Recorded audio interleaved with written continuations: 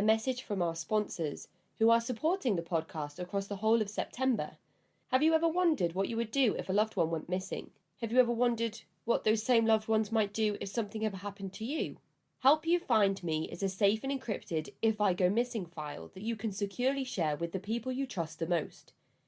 Help You Find Me is a secure yet simple way to share private data for use in emergency situations.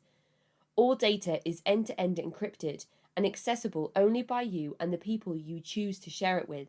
Not even the staff at Help You Find Me can access this information. Every day, hour, minute, and second counts. In an emergency situation, every second that ticks by can be an eternity. If someone you love goes missing, it's extremely important to track their recent activity for signs of where they may be. Help You Find Me uses decades-old methods with modern industry-grade technology to securely and easily share the important information with loved ones. All private data is end-to-end encrypted. The authorities will do everything they can to access your information, but the legal process can take weeks, and important details like banking and credit card records, cell phone records, location history, email and social media accounts could all be extremely important information. These could be the most crucial pieces of the puzzle. You choose who to share your private data with and the rules by which they can access it. Each person you share with can have a different set of rules. For example, your spouse may have immediate access to your private data, while your cousin may have a 48-hour wait period. Each person you share with is unique, and the data is encrypted specifically for them. Only they can read this data, and our system will allow only them to access it, following the rules that you set for them. Rest easy knowing that the right people have access to the right data when it's needed the most. For more information, visit helpyoufind.me, where you can start your free trial. Don't worry, there's no credit card required to create your account and start your free trial. Included in this is a 31-day trial period, 1 main account and 4 sub-accounts, 7 friend shares per account and all integrations. So visit helpyoufind.me or follow the link in the episode description and put your mind at ease today. Hello listeners, and welcome to this week's episode of The Cult Vault. Today's interview is with author Ronit Plank as we discuss her memoir When She Comes Back. Ronit has agreed to be the first author affiliated with the #Memoir Monday project that I am launching on the podcast across this month. All you have to do to be in with a chance of winning is follow me on Twitter or Instagram or subscribe on YouTube. Like and comment on any of the monthly content and your name will be automatically entered into a draw. At the end of the month, 3 people will be chosen at random to receive an exclusive and signed copy of Ronit's memoir about her mother leaving to join infamous cult leader Bhagwan Shree Rajneesh. If you are commenting on YouTube, please leave your Instagram or Twitter handle so I can get in touch if you win. On Twitter and Instagram, you can find me at cultvaultpod, or on YouTube, I'm under the channel Cult Vault. So now, here is Ronit.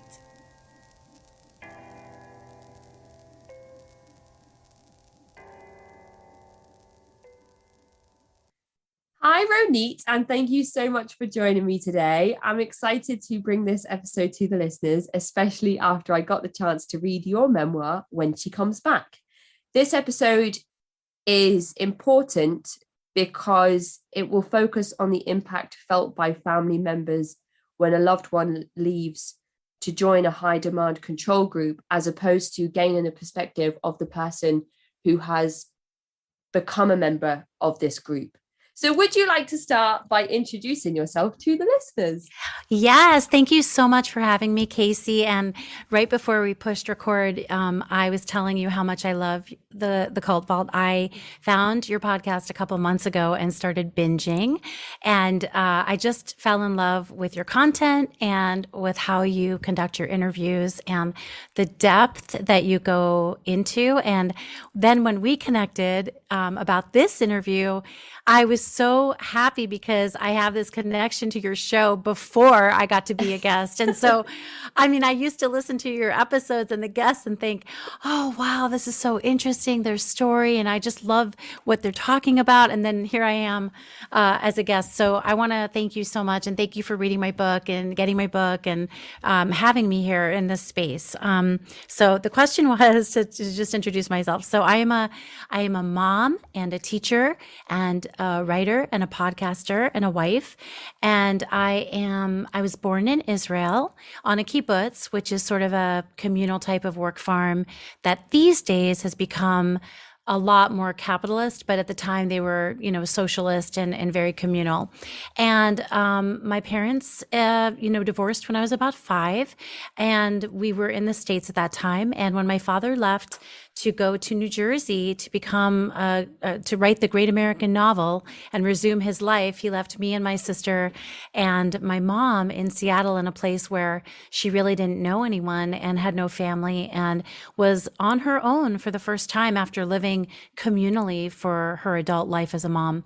And basically she started getting involved with a guru called Bhagwan Shree Rajneesh.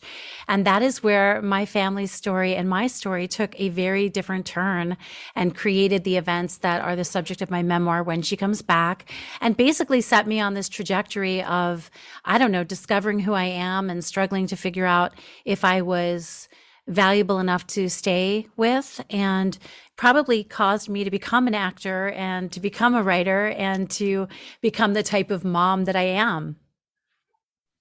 That was such an incredible introduction. Just the first few lines where you said, I'm a teacher, I'm a mom, I'm a podcaster, I'm a writer. It sounds like you're a lady who wears many hats. Yeah, I'd say so. I was really interested when I started reading your book, and it began with you living in this kind of idyllic environment on this kibbutz in Israel. And I thought, that sounds incredible. The setup that you described with the kind of the parents only kind of, you spend time with them for a couple of hours a day, and the rest of the time you're kind of with all the other children. And yes, because some of the interviews that I've done and some of the books I've read, that is kind of similar to some of the environments that have been described as high demanding, coercive, controlling groups. But the way that you described it from your memories, from your perspective at such a young age, that's not how this environment came across particularly. Yes, and I think it's a really important connection that you're making. And people have asked me about this because it's sort of it seems like the potentially good parts of communal living and intentional life. I will say, from my perspective, what I know about the kibbutzim, which is plural in Hebrew for kibbutz. And, this is from my lens and what my father and what my mom told me, and other people might have a little bit of a different view. But there was an idealism when these kibbutzim were developed. It was, we will give you housing and a place to raise your children. The men and women will be equal. And you, in return for this life, will work on the kibbutz or work in the factory of the kibbutz, or, plant the crops that we will then sell as a kibbutz. It's a self-sustaining type of community. And it wasn't necessarily religious. In fact, it was really more secular. And there were kibbutzim that had older immigrants from Eastern Europe. There were kibbutzim that had a ton of Americans there. There were kibbutzim that had a mix. And so what I would say my parents went for was they left the States in 1968. They did some training on a New Jersey work farm, and then they moved to Israel. They sailed over there, and they had me a couple of years after they got there. And while they were on the kibbutz, my father worked the fields and then worked with the animals, and my mother worked in the kitchen as a cook. And the kids, as you mentioned, were cared for in a house called the Children's House. And they were cared for by minders who were called metapelot. Like a metapelot was, a metapelot was someone who cared for you like a counselor. And they would stay in a kid group with kids their age or babies their age most of the day, except for 2 hours every afternoon, where the whole kibbutz community gathered together and took a break, sort of like a break in the day where all the workers would stop. The moms and dads would get together with their kids. But aside from that, after 6 weeks, I didn't sleep in my parents' flat. I didn't sleep, I stayed there for 6 weeks and then moved out as a baby to be in a crib with my counselors. I mean, well, the counselors weren't in the crib with the other babies, and my parents would visit me sometimes, but then I would see them only for 2 hours a day. And when people hear about this, they get a little, I think, confused or disturbed. I think some parents think, wow, that sounds like heaven, to not have to worry about my child all day long. And my father said that in his view, what he understood about kibbutz life was that the fathers on kibbutzim saw their children for a concentrated time and were like really, honed in on their child in ways that parents in the city, fathers in the city didn't have. And I think as parents now understand, if you have a job, if you're running a business, it's hard to give your kid that unfiltered attention. So I could see how if you had 2 hours of just the time with your kid and the community to rest and relax and tune in, that could be really good. I think, and I have a lot of feelings about this, it was mixed because for me, it was idyllic. It was all I knew and it was free and I felt kind of taken care of by the whole community. Now, I think attachment wise, it might have had a really big impact on my personal attachment to my mom and to my father. But at the same time, my confidence by, being supported by a community and knowing where everyone was going to be at any given time was such it buoyed me. And I think that it created in me this sort of ability to take care of myself and be independent and feel like I was going to be okay no matter what. I think I was plucky. I would walk home from the children's house by myself after the age of 2. I would just leave and go to my parents' flat, a couple of blocks worth of the community. It was fine. There's no fear at all. And I do wonder though, what it was like for my mom and my father to not have to see me all the time, because when they got to the States and they were full-time in charge of me, especially my mom, it was a real shock. And it I think contributed to her depression along with the crumbling marriage, to suddenly be home with your child all day long after being cradled by a community and social times with your peers all the time, But yes, I think the parallels between a cultic type of environment and a kibbutz could be drawn. And I'm sure you are more of an expert on this than I am, but just that communal life, the expectations of the group, the kind of schedule that's rigid, and the idea that everyone is the same and no one is special, those come to mind right away for me.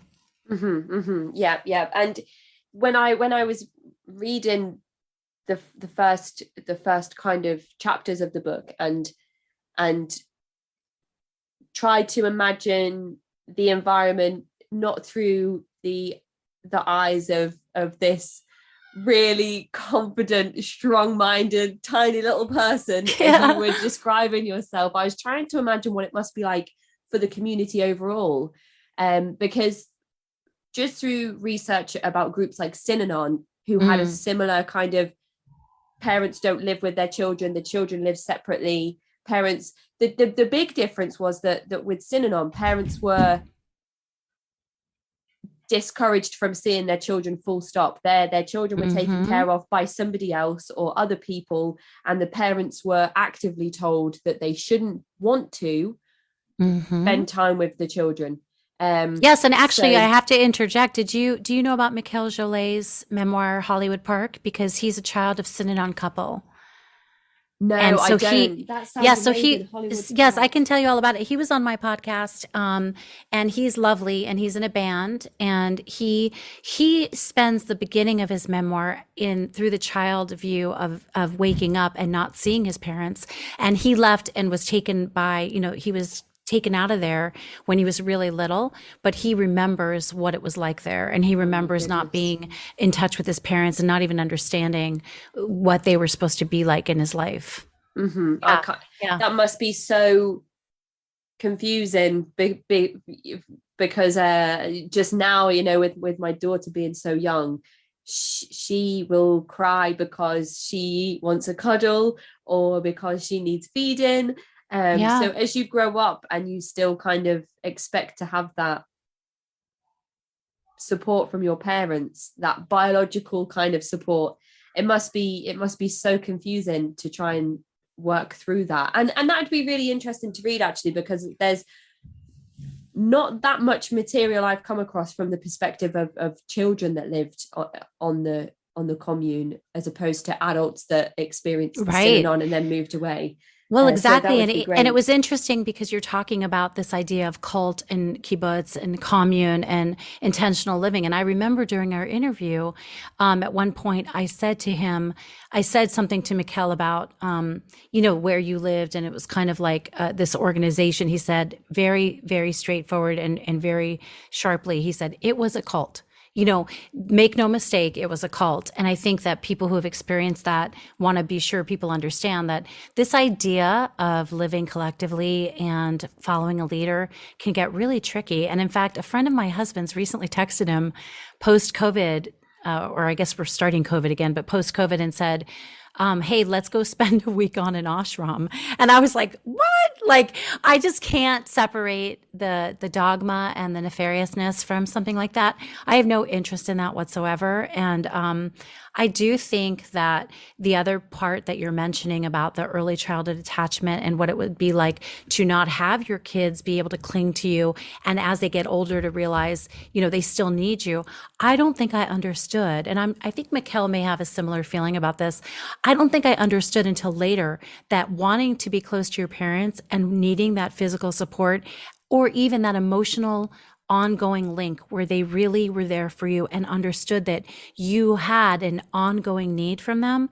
I don't think I either knew that about myself, accepted it about myself, or even honored that. I just didn't have room. And I'm not going to lay the blame squarely at their feet, because it could be a nature versus nurture thing. I grew up with this very strong sense of who I was for the first 5 years.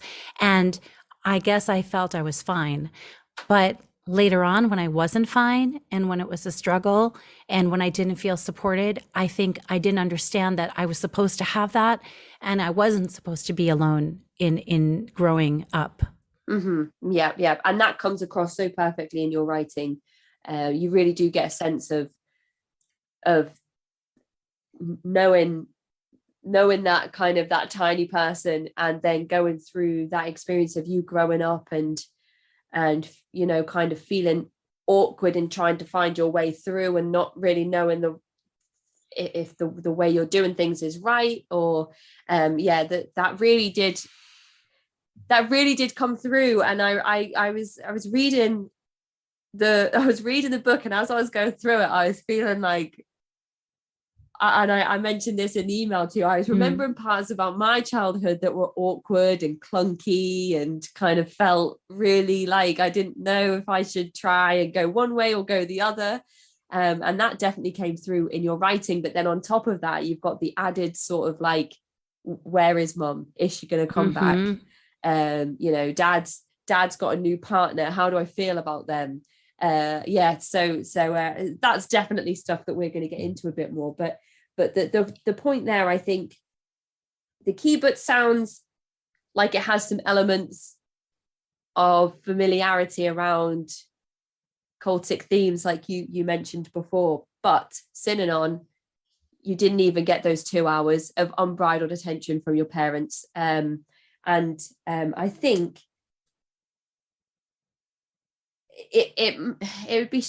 I try and think about it from my perspective as well, because all day I'm thinking, okay, my kids get up at this time, this is what they need, then they need this, then they need this, then they need this, then they go to bed. And then I'm kind of thinking, okay, what does the podcast need? The podcast needs this, then it needs this.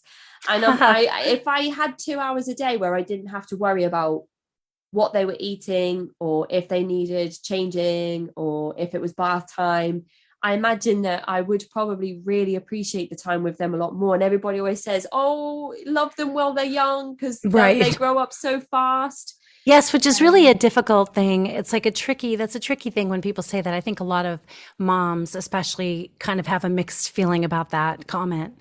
When we hear, oh, the days are long, but the years go fast, because, you know it, but you don't really know it.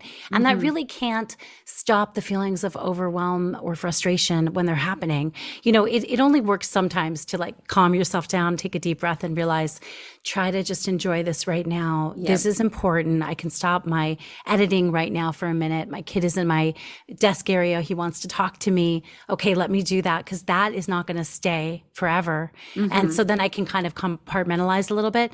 But I never like that comment as a way to make parents feel like their feelings of irritation or feeling saturated are wrong, or they're not entitled to them. I mean, that's part of the work I feel like I've done through growing and therapy and writing the book and being married and trying to come to a whole new understanding of what I need and who I am, is that all of our feelings are valid, all of them. And that's not something I really understood growing up. And so in writing the book, I tried really hard to strike a balance between telling the story as it was unfolding, but also with the lens and the insight I have now about what those things meant to me then and how I'm interpreting them now.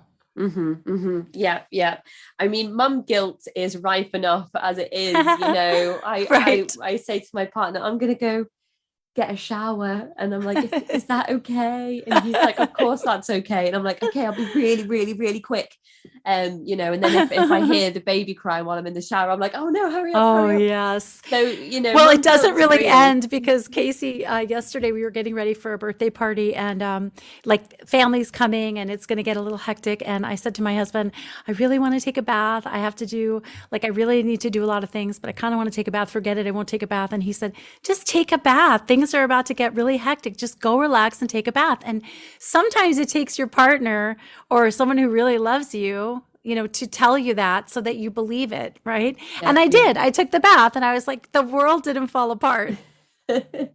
Yeah, exactly. And it's important to take care of yourself in those situations. And when you're kind of feeling the anticipation of, sometimes I know my kids are going to get up at 6 a.m. So I wake up at 5 o'clock and I lay there staring at the ceiling like my kids are going to wake up at any minute now.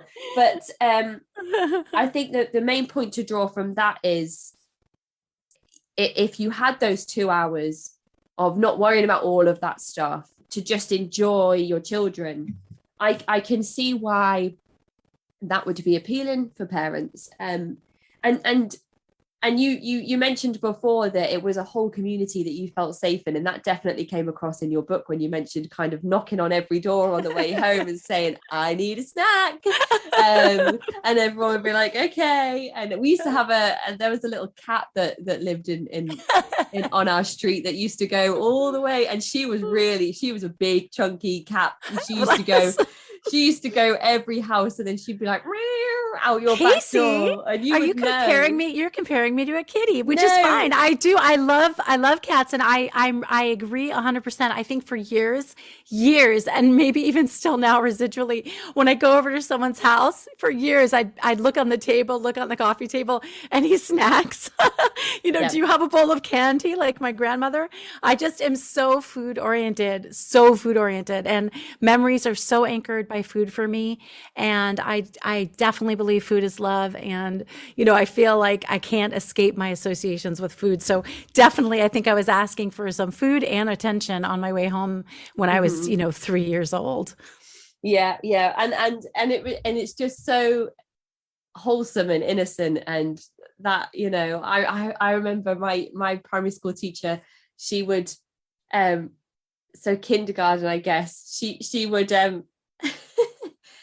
I'd say, I haven't had any breakfast, because I know she kept biscuits in her top drawer, and she'd be like, oh, here, have some cookies. I'll be like, thank you. Oh my goodness. So that was me when I was 5. I wouldn't be knocking on everybody's houses, but I would be like, oh, my parents don't feed me. So that's very clever.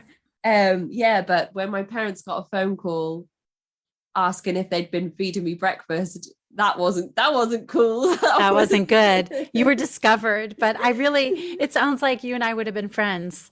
Yeah, I think so. And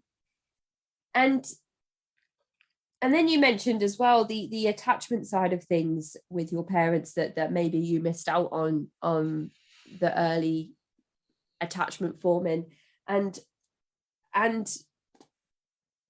I guess the thing about living on this community, children need routine. I'd be nowhere with parenting if I didn't have a routine. Yeah. Like breakfast time, same time every day, bath time, same time every day. And you mentioned that you live in this community where you know what to expect. You know where people live, where they're going, you know where they do their jobs, that where your mum is, she's cooking, she's working in, preparing food for people. You know what children live around you and what their names are and what their ages are. And so you are living in this environment that as a child is very routine based, and you know what to expect, and you understand that is your life. So I can imagine it must have been so carefree. And that transition over to America, where even your parents didn't have that routine or that familiarity or that understanding that this is what happens at this time, this is what happens at this time, like to have all of that taken away from them and to have that taken away from you, and then just be like, now we are like a quote nuclear family living without that community. Such a shock to the system. And I think that was one of the bigger surprises when I was writing the book, because I've told some of these stories my whole life. I know them because they're part of our history. And to take a closer look at some of the circumstances was troubling sometimes, and also a gift. And I didn't really understand or put my finger on how abrupt and painful leaving Israel would have been and was for me, because when you're a child, if you have fairly attentive parents who are doing what they're supposed to do, you just follow them. Well, you have to follow them no matter what kind of parents you have. If you have no one but your parents, if you have your parents or a caregiver. And as a child, you're so incredibly vulnerable. And that still kills me about life, is how vulnerable the young are, or those who don't have enough resources, how vulnerable we all are on the people who guide us and take care of us. And I've always been an animal lover. I've always been, I've always loved to take care of children. And I feel like to watch myself come into this new country, a new set of circumstances, to not even know what was in store for me. At the time, I never would have wallowed at all, not at all. I just would have, forged ahead. But now I can look back with a lot more sympathy and patience for myself and realize, oh my goodness, you had no idea what was about to happen. And there's a photo, which I think I put on my Instagram page, and I'll probably repost it again, of me in my children's center, like my children's house class, sitting next to my mom. It's black and white, and it's just before we leave. It's like an early birthday party for me and a goodbye. I'm not yet 4.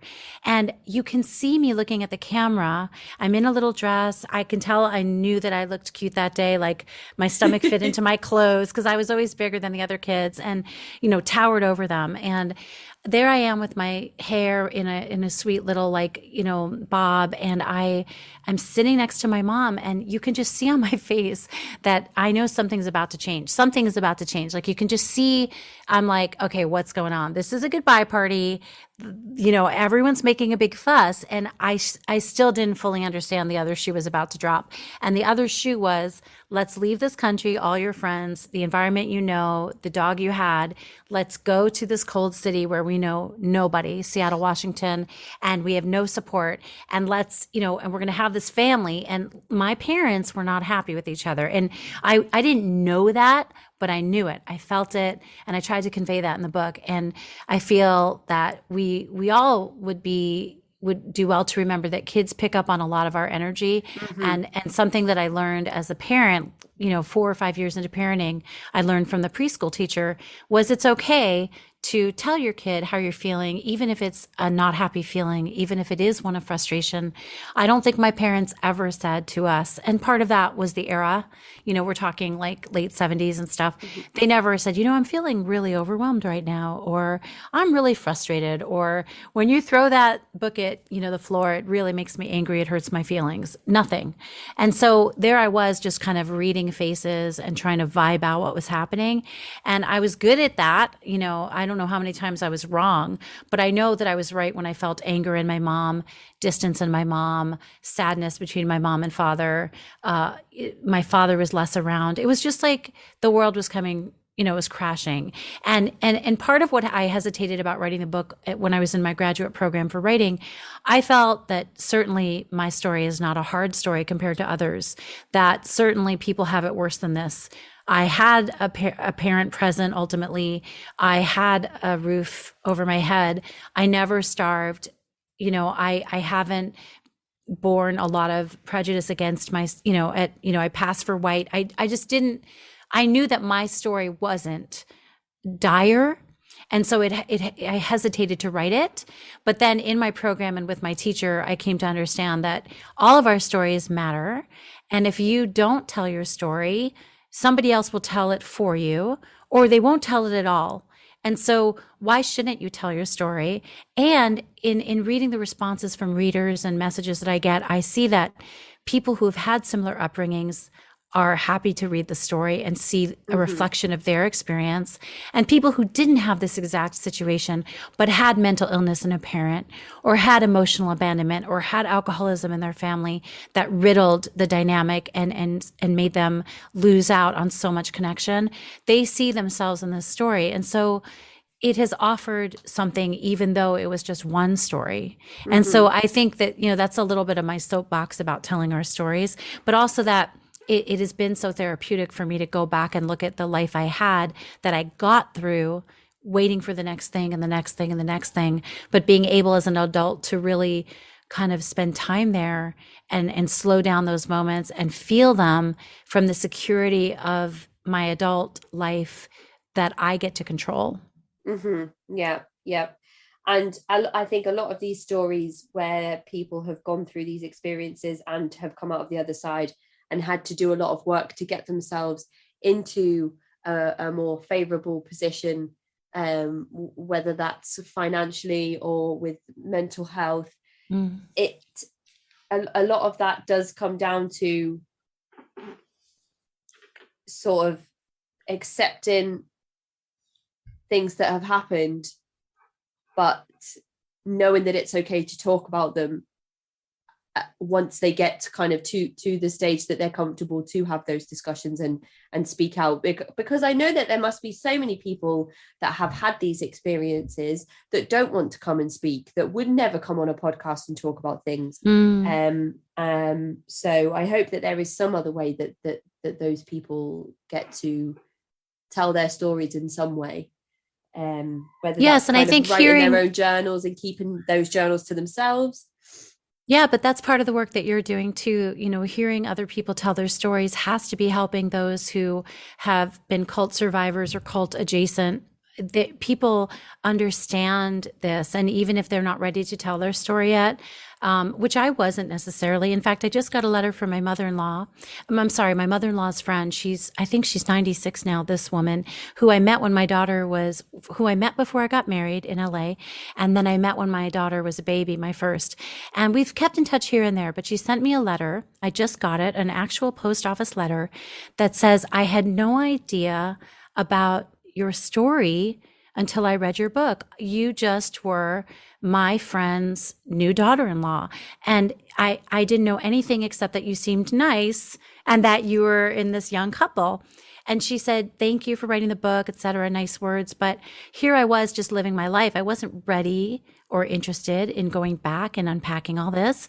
But I've changed so much over the last decades. And I've come to a place where I was able to look at this, whether it was because of where I am in my marriage, as a mom, as my development, my development as an artist, or just as someone who's ready to be vulnerable. I think it's the vulnerability that allowed me to do it. And so not everyone's ready to do it. Everyone's on their own path, and there's no right or wrong. But if the people who come on your podcast who are willing to go and be vulnerable like this help maybe fortify the people who are not yet ready, then that's also a gift. Yeah. And the emails and comments on YouTube videos and things like that come through the podcast definitely reflect everything that you've just said, which is wonderful. A few people will email and say, I was also in that group, but in a different part of America. Could you connect me with the person that was a guest on your show? So there's some great connections. Very healing, which is amazing to be a part of. But your mother, when you spoke about her in your book, there was obviously I felt a certain level of empathy with you as a child. With talking about not always fitting in your clothes and feeling uncomfortable and putting baggy sweaters over your clothes, so that you wouldn't feel as uncomfortable. And there were parts of your book with you growing up that I definitely identified with. But then I also felt so, I felt kind of sorry for your mom in the early parts of the book, because she did go through this experience with your father, and they did end up with the divorce, but she's moved from this environment, this community environment in Israel, over to America. The weather itself is completely different. There's no predictability anymore. There's no routine. She decides to stay home, so she's in the house all day when she's used to cooking for however many people lived in this community and being busy all the Hundreds, time. yeah. Mm-hmm. And she seemed like a very strong-headed, very lively, like go-getting woman who is now kind of in this house with 2 children that she is with full time, that she's going to support, which I understand people listening might be thinking, well, that's what I do every day, but it's the huge transition, the huge shift, yes, and the shock that must have brought for your mum must have been so difficult, and it definitely comes across in your writing when you talk about how she became increasingly frustrated. You can feel in the writing, you can feel her getting more and more almost claustrophobic, to the point where she makes a decision for herself that takes her out of that environment. And I suppose that's the next part for us to talk about. Yes, and I feel like you really summed that up wonderfully, and I'm really happy that you were able to get that from the writing. And a couple of points is that, yes, my mom, when we came to the States, didn't even know how to write a check. She had left her mother's home as an 18-year-old or 19-year-old, and then she'd moved to a farm in New Jersey, met my dad, and then moved to this communal living. And so basically from the age of 19 to 29, 28, she didn't live alone. She didn't have an adult life in America.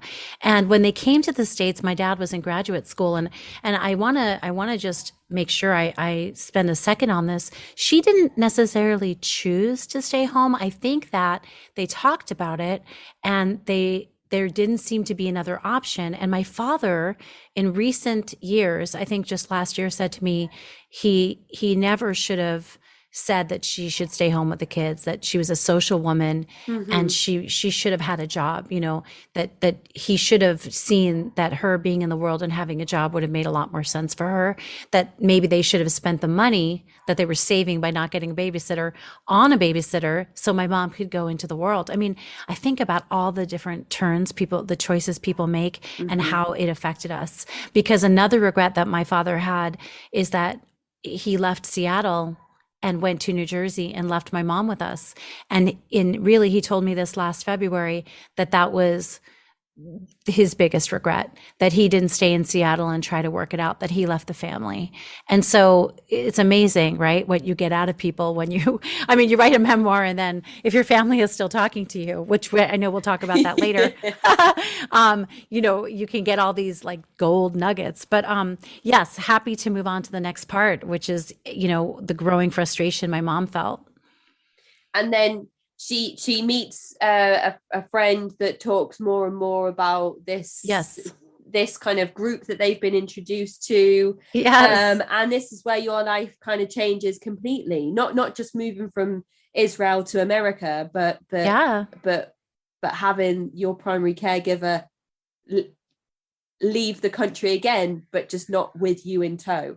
Exactly. So she met a friend who introduced her to the tapes that Bhagwan Shree Rajneesh was recording and putting out, and the books. And my mom, alone in a city, not feeling healthy or good, scraping together money, completely isolated with these 2 young children, starts to read the books and listen to the tapes. And she finds something there that is promising. And she tells me now that she was looking for enlightenment. She was looking to feel better. She didn't feel good, and she wanted to feel better. And ironically, the man who introduced her to Bhagwan didn't go and follow him for any great length at all.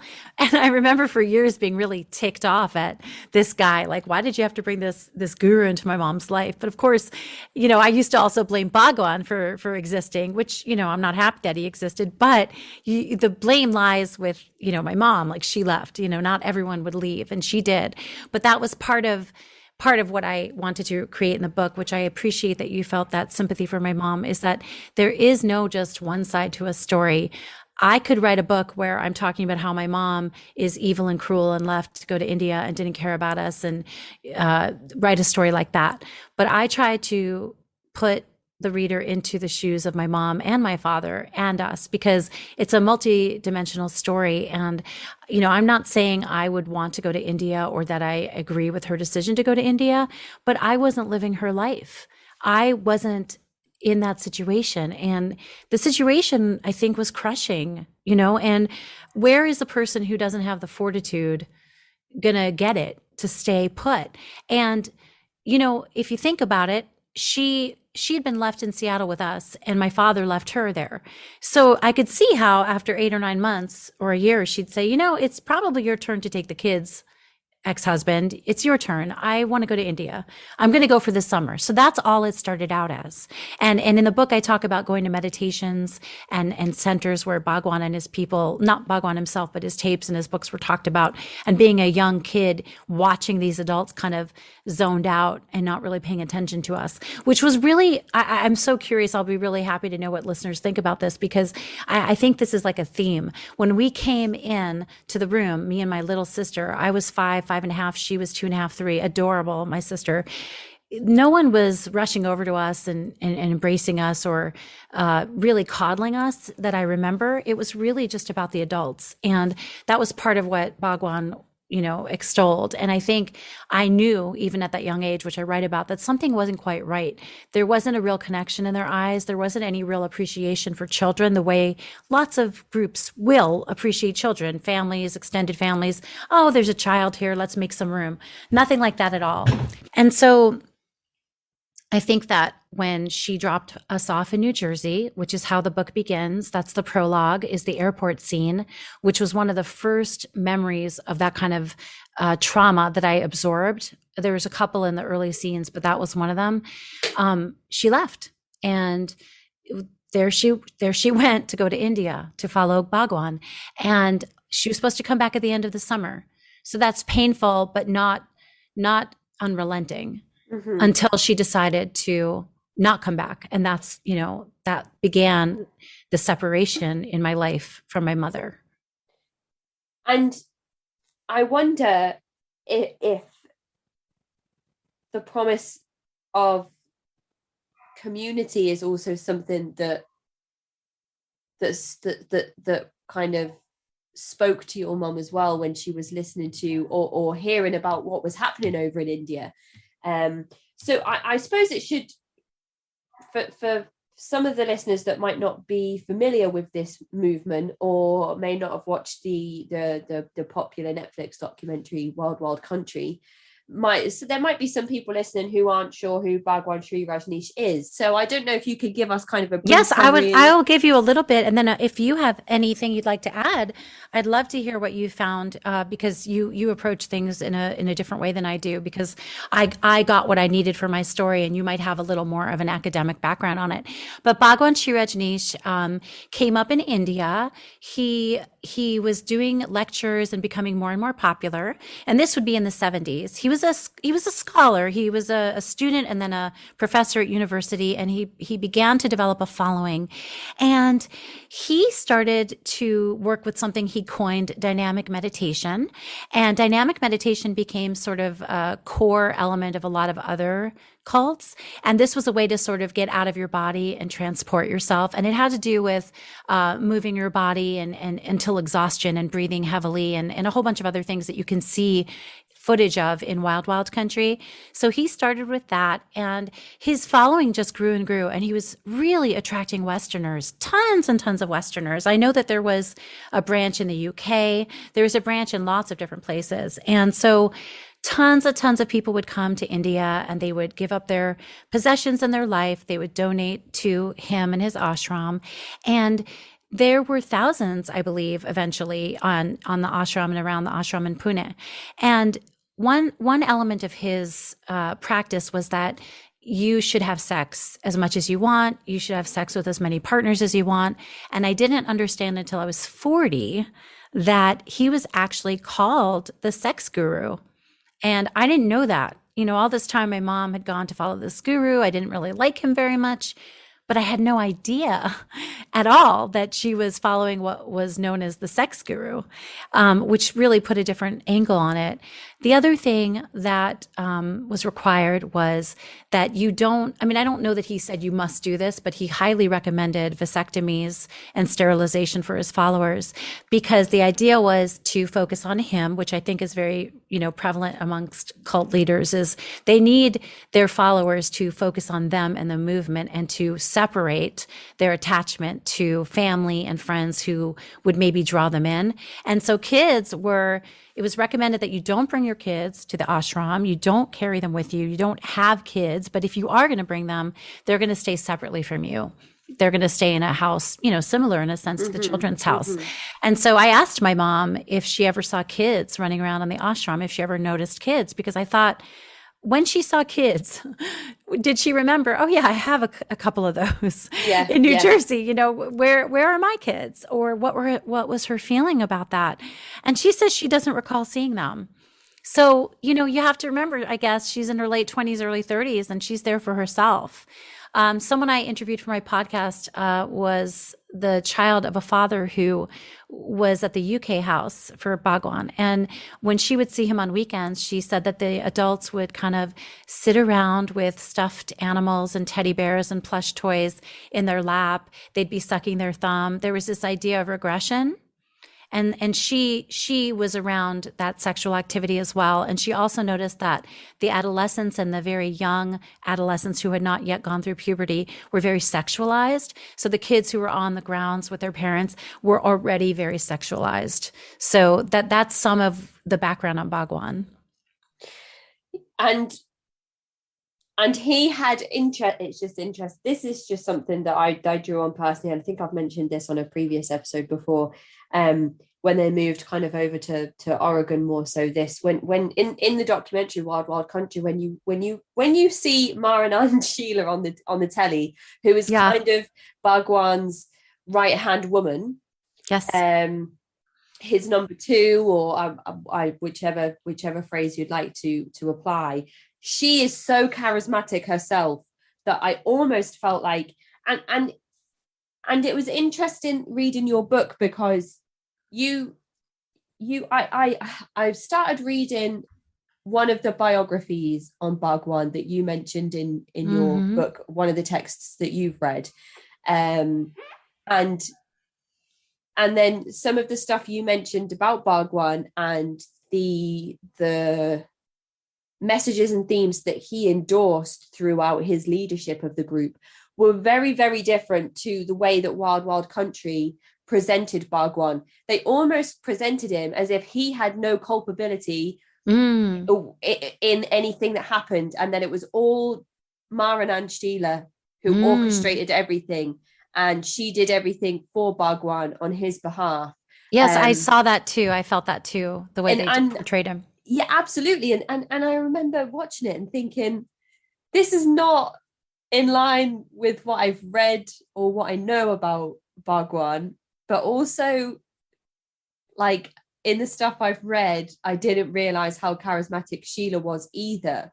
So I'm starting to think that they probably or potentially bolstered each other in their ideas on building things and moving things forward. And it might have been very convenient to pass the baton when you wanted to, or when something was a little more dangerous or authoritative. Like, it might be very nice to say, well, that was her, which I think he did do. And to just to try to make yourself like not culpable at all. I wrote an essay that The Atlantic published about, and I don't know, I think I mentioned this in the book too, but just the idea of the way Wild Wild Country portrayed the children and families, or the way they didn't. They had 6 hours. I mean, six series, 6 parts of this series, and they didn't spend any time, and they had lots of interviews, and they went deep with some of these people.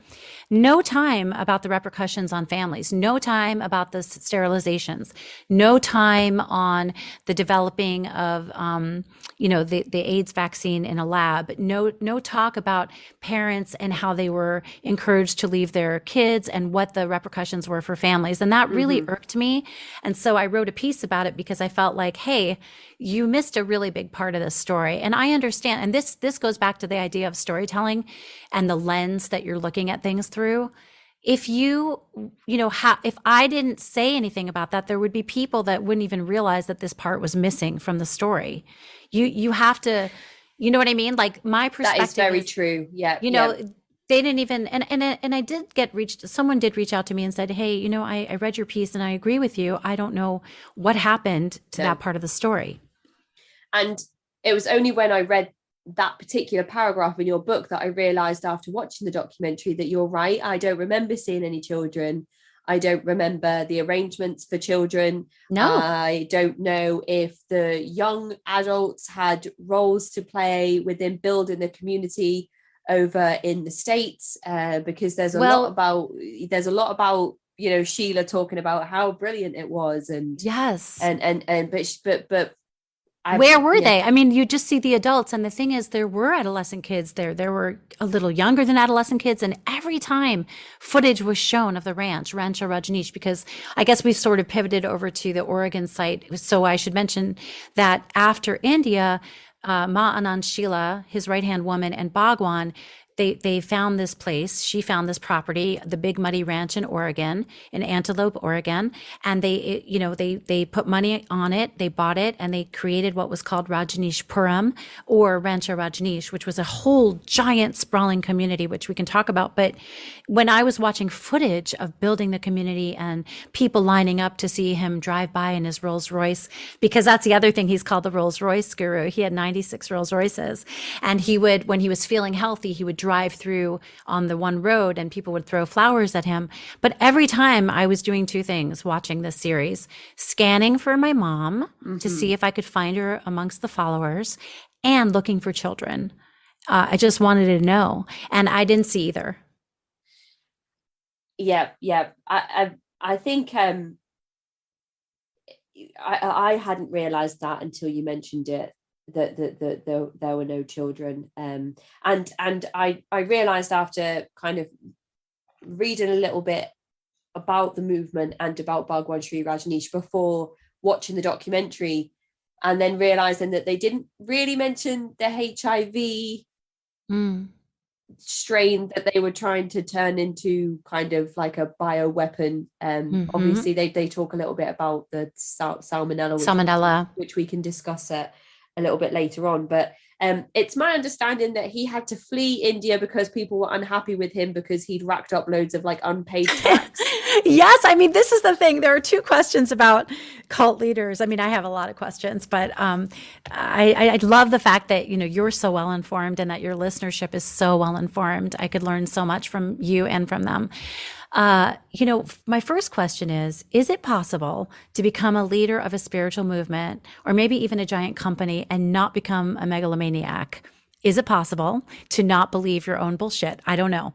Second of all, how come these leaders always get themselves into trouble? Like what the US government got Bhagwan for, how they got him out of the country eventually and had him sent back to India was, let's see, voter fraud, drug smuggling, wiretapping, and really one of the biggest reasons they got him out was because they were able to say that he had immigration fraud, that he had not come to the country under the circumstances he said he did. And so I just think there was all this stuff that he did, and all this dangerous irresponsibility with where he was living and what he was doing with these children and allowing this to be like the ethos. It was just this strange, sprawling, irresponsible grown-up summer camp, and what they were shipping in homeless people to try to create more volume in their community, all these things. But the only way the government could really get him out was for like the immigration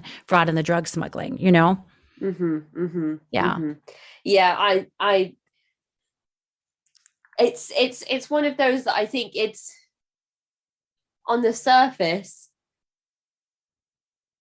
people that watch the documentary, their initial reaction might be like, oh my goodness, look at these therapy sessions that or meditation sessions that the participants are having, where they roll around naked on the floor and make like really carnal animal noises and have like really rampant sex in front of each other, or really violent outbursts of like punching each other, and the kind of weird footage that had never really been seen by anybody before. I think that was the biggest takeaway for a lot of people that had never heard of the movement before watching the documentary. But of course, there are all of the things that you mentioned. Yeah, and by the time he moved from India to America, he had thousands of Western followers. Thousands. And you know, my mom, it's important to note that my mom in India, she said that she did not see those sessions, that they weren't being conducted when she was there.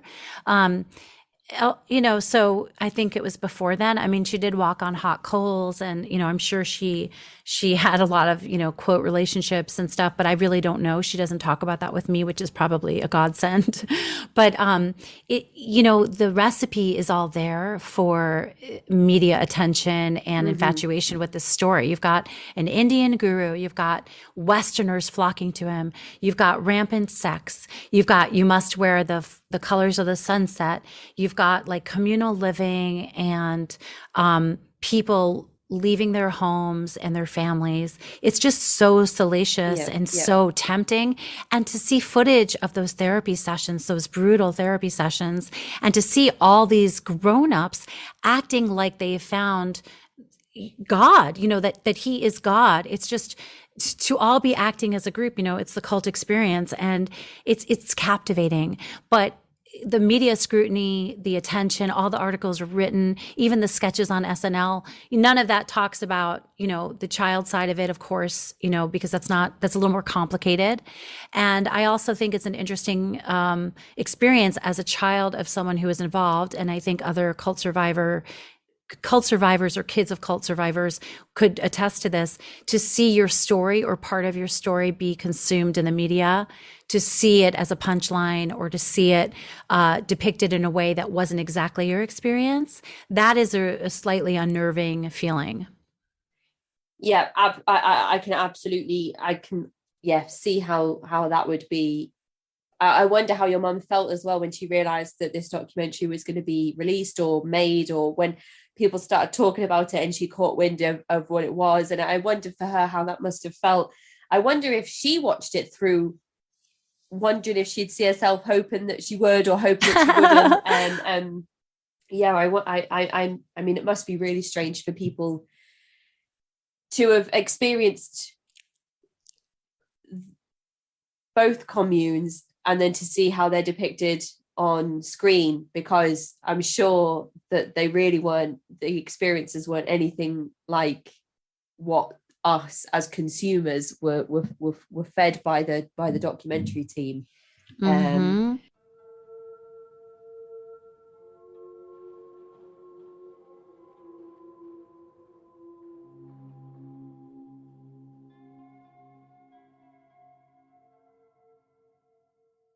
And now, a quick message from the company sponsoring the podcast over the month of September, helpyoufind.me. Help You Find Me is a safe and encrypted if I go missing file that you can securely share with the people you trust the most. Help You Find Me is a secure yet simple way to share private data for use in emergency situations. All data is end-to-end encrypted and accessible only by the people you choose to share it with. Not even the staff at Help You Find Me can access this information.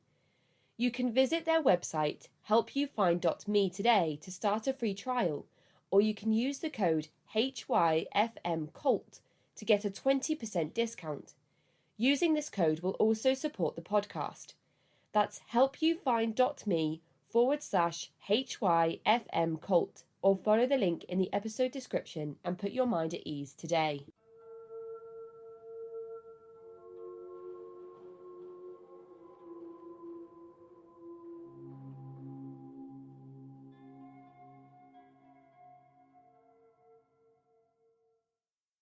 another parallel as well that I drew with Synanon when I was reading your book is that vasectomies were absolutely another thing that were encouraged. And also with a really horrible group called the Anthill Kids. And I don't know, I talk about them a little bit on the show because I did like a deep dive series on my Patreon about the Anthill Kids, and that man, Rock Terrio, the leader of that group, just some of the worst stuff you will ever read. He was just absolutely one of the most evil people, and he also encouraged vasectomies from the other men, because he would pair off women that he had, air quotes, married. He would pair them off with men in the group, and he would split marriages up and reassign partners to other people. And then once all the women had bared his children, he would then say, okay, you two will be married now, but this person will have a vasectomy. So yeah, really Wow. The long game is, I feel like they're not really looking at the long game. If you encourage vasectomies and you really do think you're going to take over the world or have a whole new way of living, what's the outcome ultimately? What's your plan for progeny, right? It just doesn't make sense. So your mum has told you that she's going away for the summer, and your father has decided that you will go and stay with him. And there's this moment in the airport where you are reconnected with your father, who's moved to New Jersey. You haven't seen him for a while. So there's that touching moment in the airport. And then I wonder at that moment where your mum kind of turns away and walks in the other direction whilst you and your sister are reunited with your father. I wonder how that moment felt for her, if there was any level of apprehension or whether she just felt relieved to have the responsibility of childcare just instantly removed from her life. I don't know if that's a discussion you've had with her or if you have any kind of guesses on how she felt at that moment. But I remember reading the book, sitting there thinking, I wonder how this feels for your father. And I also wonder how your mum felt kind of walking away at that moment. Well, I haven't had that discussion, but it's a good question. And I don't think I've ever asked her that. So thank you. My guess would be, if I know my mom and, the version of her back then would be, get through the airport and walk away as fast as you can.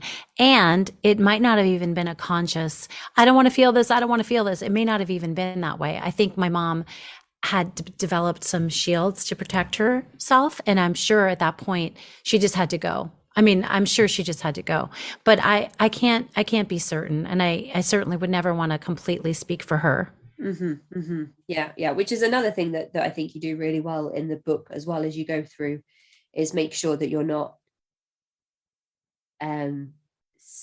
saying, this is how my mum felt at this time, this is why she did these things. I really appreciate that. Yeah, you always say like, I wonder right how she felt at this time. But I'm not sure. And I don't know if you've heard of I interviewed a lady called Lisa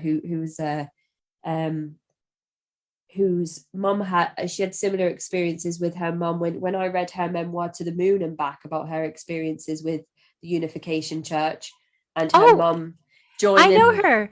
Fantastic. So there was a lot of similarities between how she yearned for her mother so much, and she would her mum would go off and look after other church members' children whilst leaving her with her father. And all she thought about was her mum, getting back to her mum, having that relationship with her mum. What could she do to please her, making sure she didn't say things to upset her when they did get a little bit of time together. So a lot of the time when you were talking about those moments, it sounded a lot like what Lisa had experienced as well. So Yes, I want Um, to read her book. I just recently got in touch with her. I think she's going to come on the podcast as well. And I think that, it sounds funny, but I really didn't understand how important attachment was. I really didn't understand parental attachment and, parentification when the kids are sort of turned into the partner yes, or the yeah, yeah, adult. I didn't even know hmm that term yeah, until recently. And that idea of insecure childhood attachment, like I wrote my thesis on it once I started to understand this in my graduate coming of age memoirs, which had a lot to do with parents who don't seem to be involved or that connected, and these kids who become hypervigilant. And so that's an area of great interest for me in writing and also in life, is this inverse relationship between how out to lunch or unable a parent is to care for their kids emotionally or maybe physically, and how hypervigilant and watchful the children get. It's really interesting. hmm hmm yeah, yeah. I think you would really enjoy reading Lisa's work, and she's such a beautiful woman as well, and she's so insightful and just a delight to speak with. She's just like a high energy, like great Uh, outlook on everything, really positive, and yeah, I think if you two kind of when you connect, you'll have just a really great spark, I think, and definitely a lot in common. But your mum has gone to India for the summer. She kind of goes off to have that adventure, and you're with your father, who has a new partner at this point, and she has her mhm, own children, and mhm. you're all put in this room together. And there's a lot in the book about those thoughts and feelings around adjusting to kind of having a step family almost. And then your mum doesn't come back after the summer, but she does come back at some point.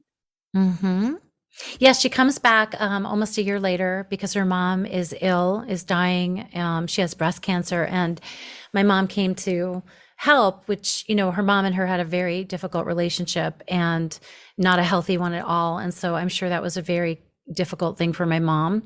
She has a sister and a brother as well, but my mom was the oldest girl. And also pretty much the punching bag. I mean, several of the children were punching bags for my grandmother, but my mom sort of really got a lot of it. And so my mom came back and she ended up staying in the New York area, and we started to see her on weekends. And we still lived with our father, though. We continued to live with our father. And then uh, about the time I was 12, after seeing my mom on the weekends, she started talking about Bhagwan again, and met someone who introduced her to the latest iteration, which was Rancho Rajneesh and Antelope. And I remember my mom talking about it and realizing, huh, because I really thought it was over. I thought it was a blip. You couldn't have written a better punchline than to think that, okay, I've got the status quo with my family and my mom is now going to leave again. And so she went out for the summer again to Rancho Rajneesh. And, Mm-hmm. we'd all been there before, right? So I'm about 12 and a half. My sister is 9 and a half, almost 10 when that happened. And that whole time we're living with my father in Queens. And this was another part of the book that I found to be new again for me when I explored what the loss of my relationship with my father was like. Because one thing we didn't touch on that I didn't mention is when I did see my father in Seattle, when he was around and not in graduate school, he was a good dad. I mean, he was tender and funny and cozy and took me canoeing and let me be the captain. And we always brought bread for the ducks and took me to Star Wars, even though I was probably way too young for that. Took us, inner tubing down a mountain of snow, like, fun stuff, like good bonding stuff that was, this time is for you and me. But what started off as an adventure in Queens, when he decided we would live with him, just the three of us, became over the next years oppressive and difficult for me because I took on the role of partner to my father. I took on the role of, the cook for dinner, the Mm-hmm. caretaker for my sister, and tried in some ways to be my father's peer. And in some ways, he allowed me to do that because I was pretty mature, sophisticated, and grabbed these roles. I was bringing him coffee in the morning to his bedroom. I was, you know, doing the laundry, for the family, things like that. And I did hit a time at around 11 where I realized that I was growing uncomfortable with it. As I became more mature and was coming of age, I didn't like the intimacy. I didn't like the closeness. And I felt I had to protect myself and hide from it Mm-hmm. because, especially once my mom was not in the picture, it became excruciating to think that I had vied for this role of, peer to my father when I didn't want anything less than to be his partner or the mom figure in the house. And so what I always knew about my story was that I lost my mom. But what I didn't know about my story was how much I had lost with my father. Yeah.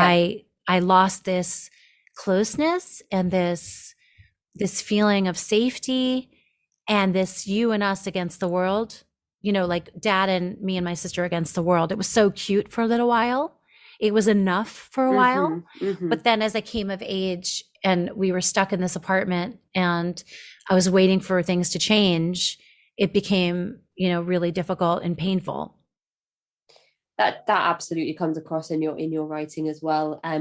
You mentioned that you didn't want to be the partner in the home, you didn't want to be the mother figure, but at the same time you're almost mourning for your own relationship with your mother at the same time as not wanting to take on like a parent role for your younger sister. Yeah. So that it must be so difficult to untangle as somebody that's coming up to kind of the teen years, where I talk a lot about the big developmental leaps and on hormones, and your body starts Yes. changing and Yes, I just and had I mean, literally. Okay, so I was buying sanitary napkins and tampons for years before I ever hit that age because I wanted to be a grown up. Like, I was one of those girls who was ready, ostensibly ready, lipstick, hair. Like, I bought all the things. I wanted to be older for so long, so long. But, no one, like, we didn't talk about this stuff in my family. I mean, my mom knew I was precocious and wanted all that stuff, but I didn't, I was years away from it. But growing up with your father without people around to sort of be a woman role model was hard. I mean, I remember when he did date women that we were allowed to meet, just you absorb everything. What kind of perfume do they wear? What kind of makeup do they wear? Let me try on their shoes. Like, it was just like grabbing for some type of straw. What is it like to be a woman, a real woman, because I just didn't have that around. It was sort of like this thirst that I just couldn't quench. mm-hmm, mm-hmm. And that again comes across in your writing as well, with the matchbooks and Yes. and all of that stuff as well. So anybody that wants to know what I mean by matchbooks will have to go and have a little read of Ronit's work. Yeah. But I I wonder how I mean, I don't know if you've spoken to your father about this since, but when you started kind of pulling away from him, I wonder if he kind of knew why, or if he realized that something was going on with you, but didn't feel comfortable enough to have that conversation because the roles in the house had changed so much at that point. It's another really good question. And I think that I think there was a time when he would ask my sister, why is she so mad at me? Because when we were going someplace down we were going downtown in Queens and in Flushing, maybe I would walk many feet behind them, just try not to be with them. Any semblance, I loved my sister so much, but any semblance of me being a unit with my father no longer really felt safe to me. And part of the problem too is that, I was a teenager, which part of this is normal. You're supposed to be annoyed at your parents as a teenager, I hear. But I never went through that rebellious phase with my mom because she was always just out of reach. And so I never got that angry phase and rebellious pushback toward my mom until I was in my late 30s and 40s. And she was in my life here while raising my own kids. And I could see she was present for them. And I got so angry that she wasn't present for me back then. Yeah. So we went through our hiccups. My father, I was pushing against, but it was twisted and disjointed because he also was the only parent that I had to take care of me. So there was danger involved there too. There was the danger of too close, and nothing physical happened between us at all. It was just this like emotional thing. But there was either too close or danger of being an unlikable kid. And where would I end up then? Yeah. And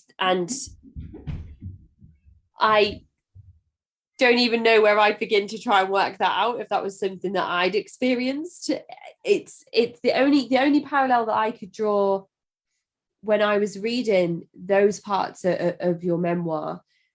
Before I went on maternity leave with our first child, I worked for a charity that supports young carers. So young carers, it's a little bit like parentification, but kind of like it's unavoidable. So the young carers are people aged 6 to 18 who look after a family member in the home who is not well. So there would be 6-year-olds who would bathe their parents that were wheelchair bound, or there would be 10-year-olds who would have a younger brother or sister with a diagnosis of autism, and they would help them with breakfast and get them dressed and help them with their routine to get them to school. So they were all young people caring for somebody else in the home, and it was my job to organize activities for them and take them on these activities to give them some respite from these responsibilities. And it was very interesting when I was reading about that, kind of, you were getting frustrated with your father at that age, because when you speak to the young carers at kind of ages 6 to 10, they say, I love looking after my little brother. I love looking after my mum. I love looking after my grandma. I don't ever want to do anything else. It's the best job in the world for me. I love them so much. It's all I want to do. And then as you work with the same children, you see them kind of reach the age of 12, 13, 14, and they're starting to say, like, I don't want to do this anymore. I'm growing resentful of my care and role. I'm growing resentful of the family member that's not well because of the responsibility that I have at this age to look after them. I'm starting to understand that maybe my childhood isn't as typical as peers in my year group at school. And then it starts to boil over to kind of lots of behaviors that land them in trouble with law enforcement or with school, and then their education starts to suffer, and they're making kind of questionable life choices around alcohol and substance abuse. And this is obviously, I'm talking like 10%. This is not generalization of young carers at all, but when I was reading your work, that was definitely a parallel that I could draw between kids that have that level of responsibility and the way that their mind changes in that situation as they grow older and realize. So powerful to hear that from you. First of all, what an amazing charity, and so interesting that they're able to identify these kids, because it seems like it would be so easy for them to be missed. I'm so impressed by the nonprofit's ability to find these kids and identify them, and then also to provide the service. And it's also very validating to hear you mention this, because it shows me how developmentally accurate, like on target I was. And it makes me sad too, because it's very predictable that these kids in this one age group are going to fall into line and do this work to feel important and then start to resent it and pull away. And so it makes me feel less alone about that, and happier to know that my reaction was regular, and also sorry that other kids have to go through this all the time and in far worse situations than that's, again, that part of me that understands that I still had a lot, and a lot of people have it far worse. But if I would never go back to that time in my life. I mean, I'm grateful for the way it created this perspective in me and my ability to have relationships now. And I'm sorry I had to go through so much work to understand how to do it, but I don't think I'd be the person I am now or write the stuff that I write now if I hadn't gone through it. I don't think that that's anything that you should ever use the word sorry for. I don't think that's something that requires an apology of any kind. We often talk about on this show, when people discuss their childhoods and the experiences that they had, that they only realize when they become an adult and start to work through things that they have to grieve the childhood that they didn't have. And that's definitely quite applicable, I think, here with your story, because you've gone from having this environment where you feel so safe and loved and part of a community, to move into America and losing your mum. So there's definitely some grief there and some grieving to be done. And what's come out of that process is an incredible book, loads of projects in the pipeline, which I'm excited to talk about towards the end, and even your own podcast. So I think it's fantastic. And it must have been a hard time with transitions and changes aside for your mum and dad. The 70s were a really tumultuous time in America for a lot of people anyway, from the research I've done. I'm just now looking into the Satanic Panic as my Patreon series, and that starts with a few deep dive episodes into Charles Manson and the Manson family. And what I've learned from all of this research and reading is that you've got, like, on the one hand, you've got this huge growing fundamentalist movement where the religion is just growing and growing and growing in America at rapid rates, and it's all about modesty and purity. And then you've got the other side of that, which is like a counterculture for so many things: Ronald Reagan, Watergate, anti-war, post-Vietnam, post-Great Depression. You've got like Summer of Love and music and hallucinogenic drugs and like the shift in society that happened in America during that time, the 60s into the 70s, along with this other side of things, like this growing fundamentalist movement. Like it's all, from what I can gather, it's all contributed to movements like this one that your mum became a part of. It gave them space to grow, to be so attractive to people who have grown up in these fundamentalist environments, who want to go and have this freedom. And then to be told that you can go and live under the sex guru, where sex is encouraged, and you've grown up in this really conservative household, and now you're being told that, we're gonna experiment with drugs, we're gonna have sex with multiple partners, and that is encouraged here, and that is the beauty of living on this community, and everybody's gonna. And then you've got the attractive side of, you will contribute to this community, you will grow the crops, you will work with the children, you will help build, you'll create this world. Absolutely, it's this empowerment. It's empowerment, and it's also, it's this time, it's sold as this way to really honor who you are and achieve the place you're supposed to be, and realize, self-actualize. And it sounds great. I mean, it sounds fantastic, but as I write in the book, I feel that the real test of your courage and your strength and your emotional accessibility is how you deal with people and people who need you, and the people that rely on you, not leaving them, because I'm probably really great when I'm alone. I mean, I don't bug anyone. I don't irritate anyone. I don't fall short. No one is disappointed in me. But it's in relationship that we learn how to be ourselves, and how to fight for what's important, and how to back down when maybe we're wrong, and how to be honest and courageous, and how to be vulnerable, which is a really, really important part of growth. And these places, I feel like they don't foster vulnerability. Would not be a safe thing in these places. And I know some of them really cultivate vulnerability so that the leader can capitalize on it and exploit their people. I can understand the damage that's done to cult survivors after giving over so much of themselves and feeling like they can't trust themselves or their judgment again. Yeah, absolutely. And you just have to kind of, when we talk about, when I never tried to use the word cult myself to apply to these groups that people come and discuss.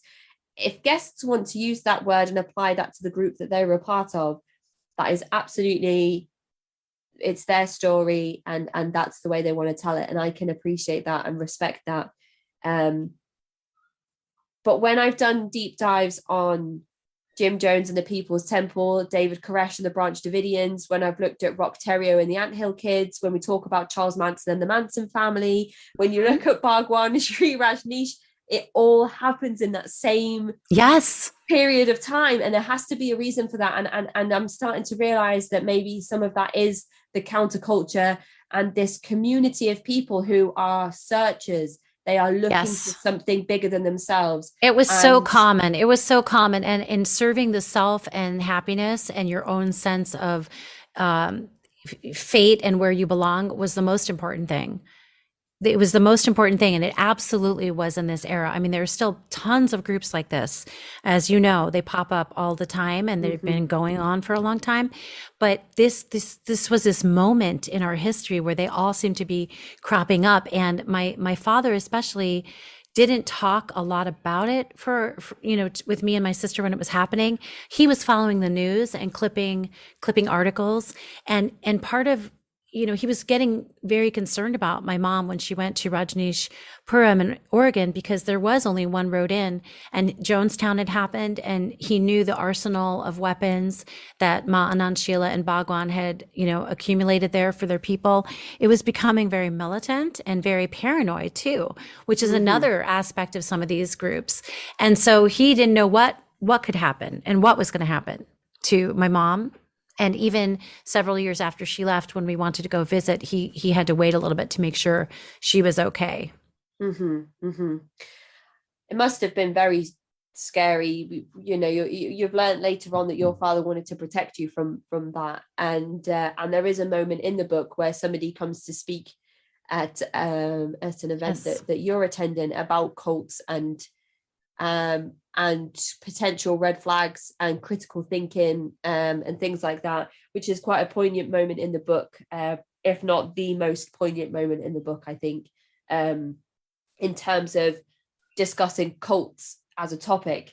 And it's interesting that he kind of knew what was going on, but didn't want you to worry about your mom. Yes.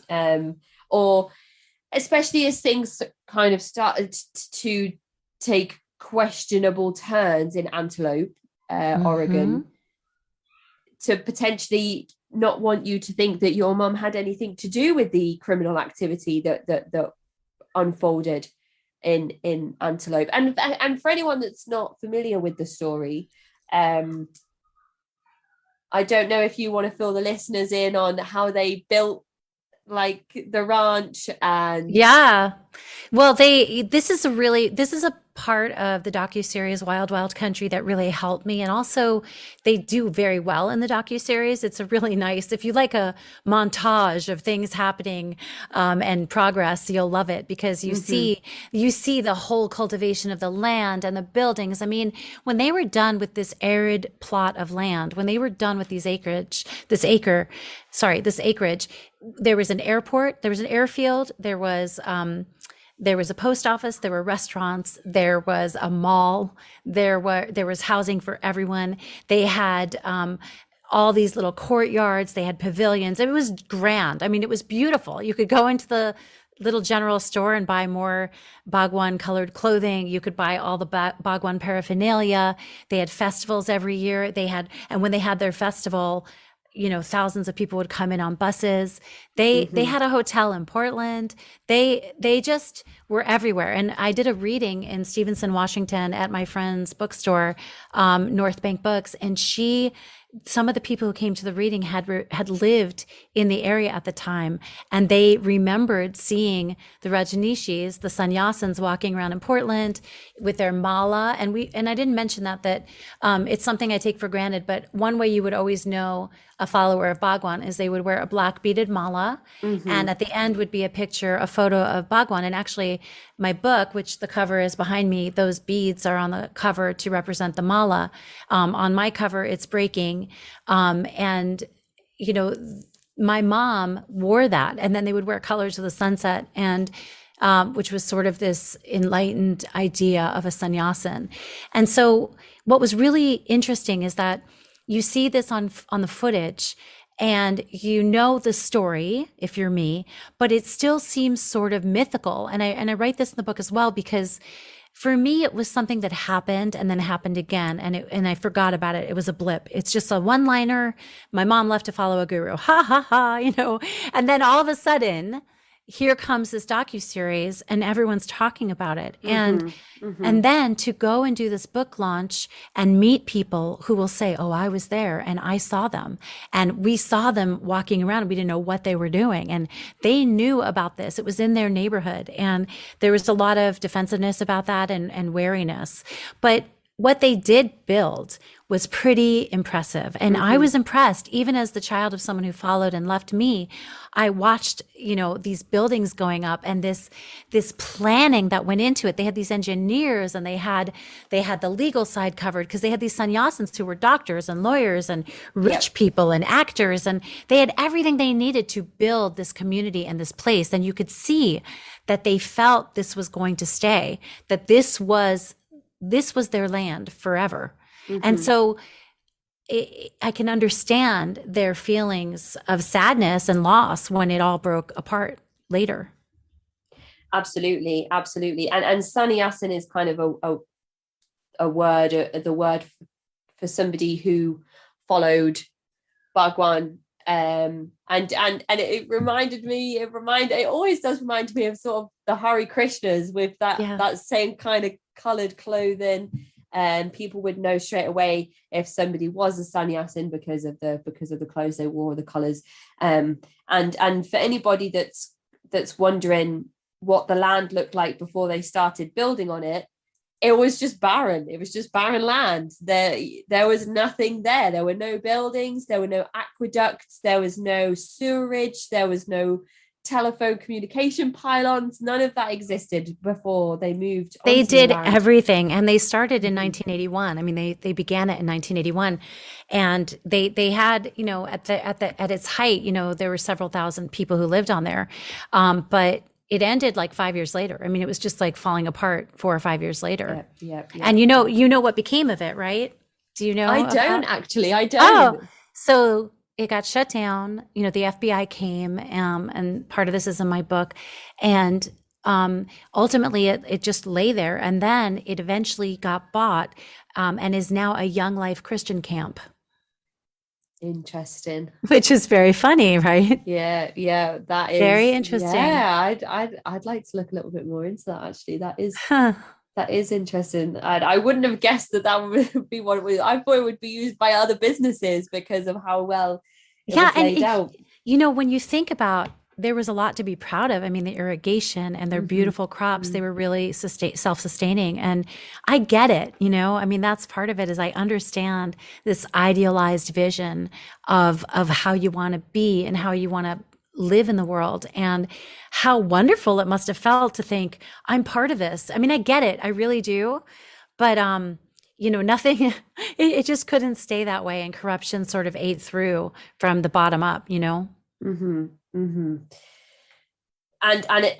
it in a big way as well, because for anybody that's not aware of this movement or how the movement ended, Antelope was a small town that was kind of next to Rancho Rajneesh, and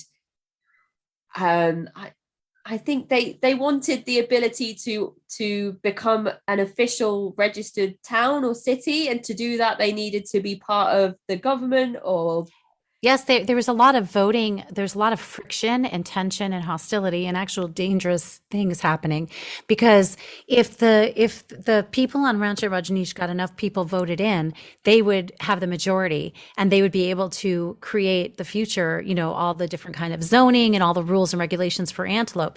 So that's another main theme in the docuseries that I don't cover as much in my book, which is the tension between antelope residents and Rancho Rajneesh residents. But so we did touch on the salmonella, but basically Sheila and her minions, Ma'anan Sheila and her minions, cultivated salmonella in their lab, and they poisoned local salad bars right before the election so they could sicken enough people to throw the election, so that Rancho Rajneesh would have their people in the forefront.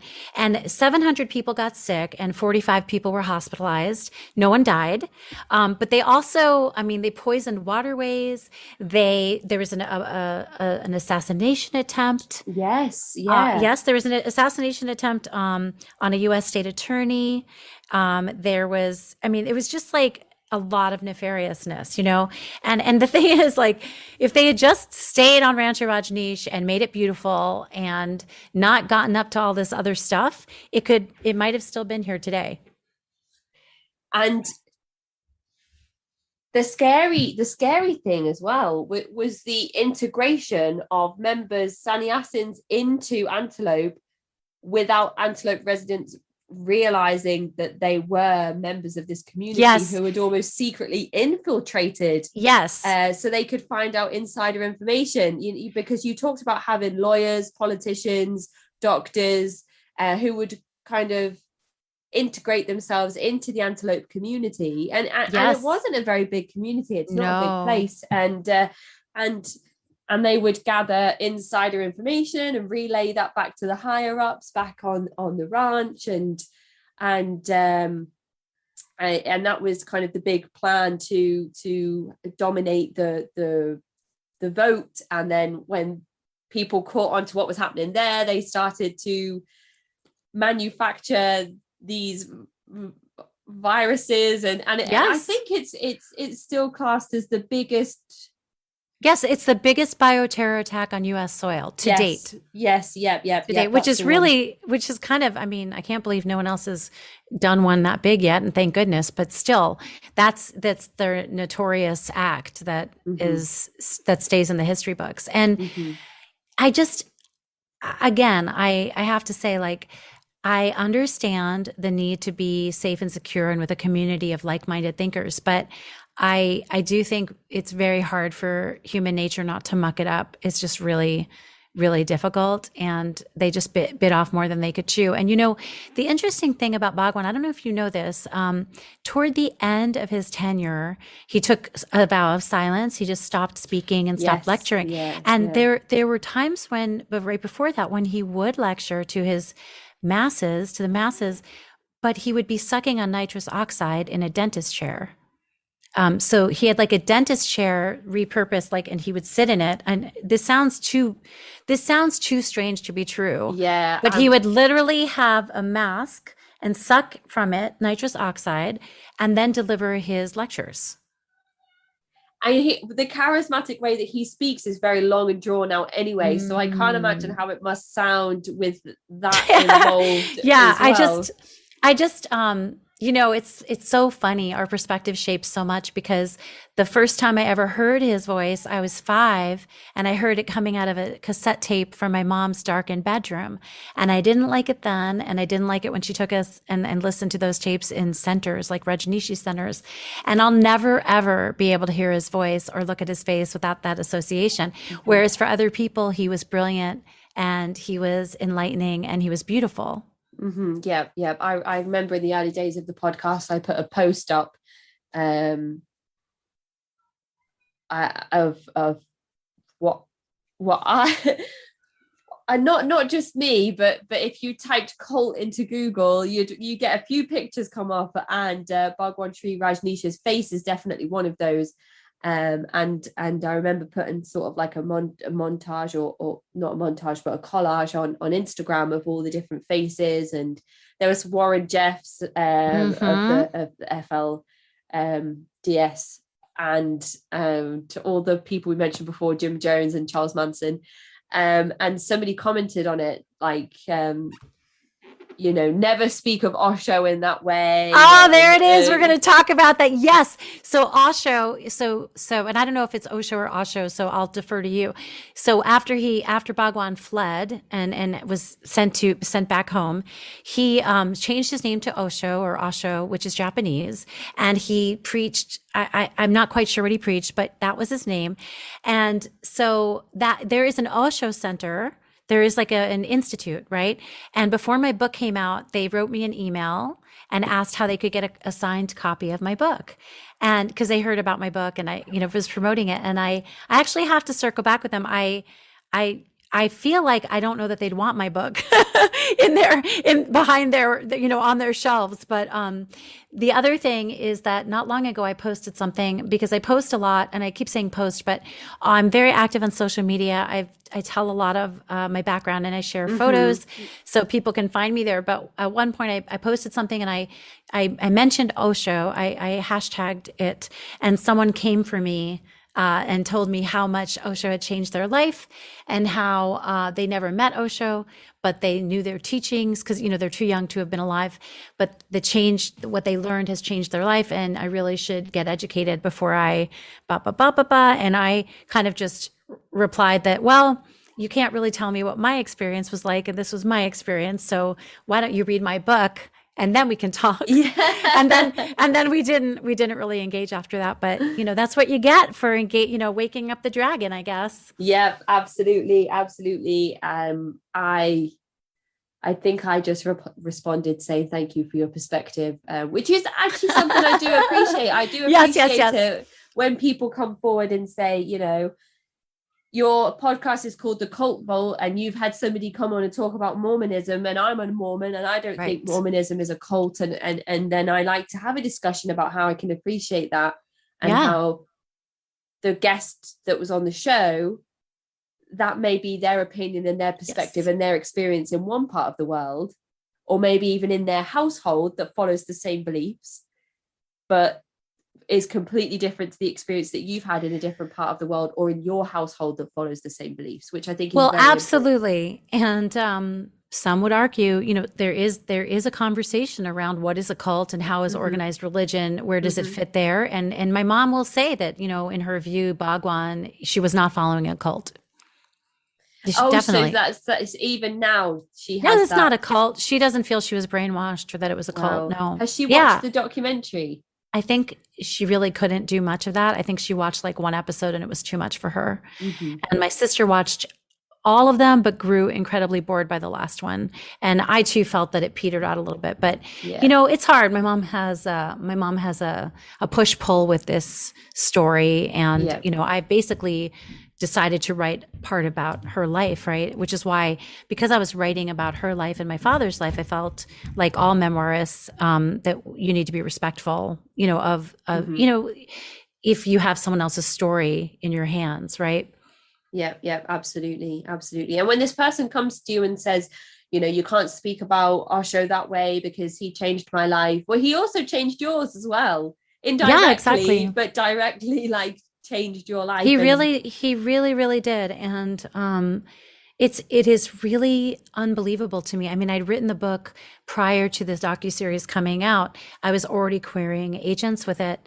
But after the docuseries came out, I was able to go back and sort of add some new elements, because it had woken up in me this other feeling of, sharing this story with the world at large, and it being about so much more than what happened to my family.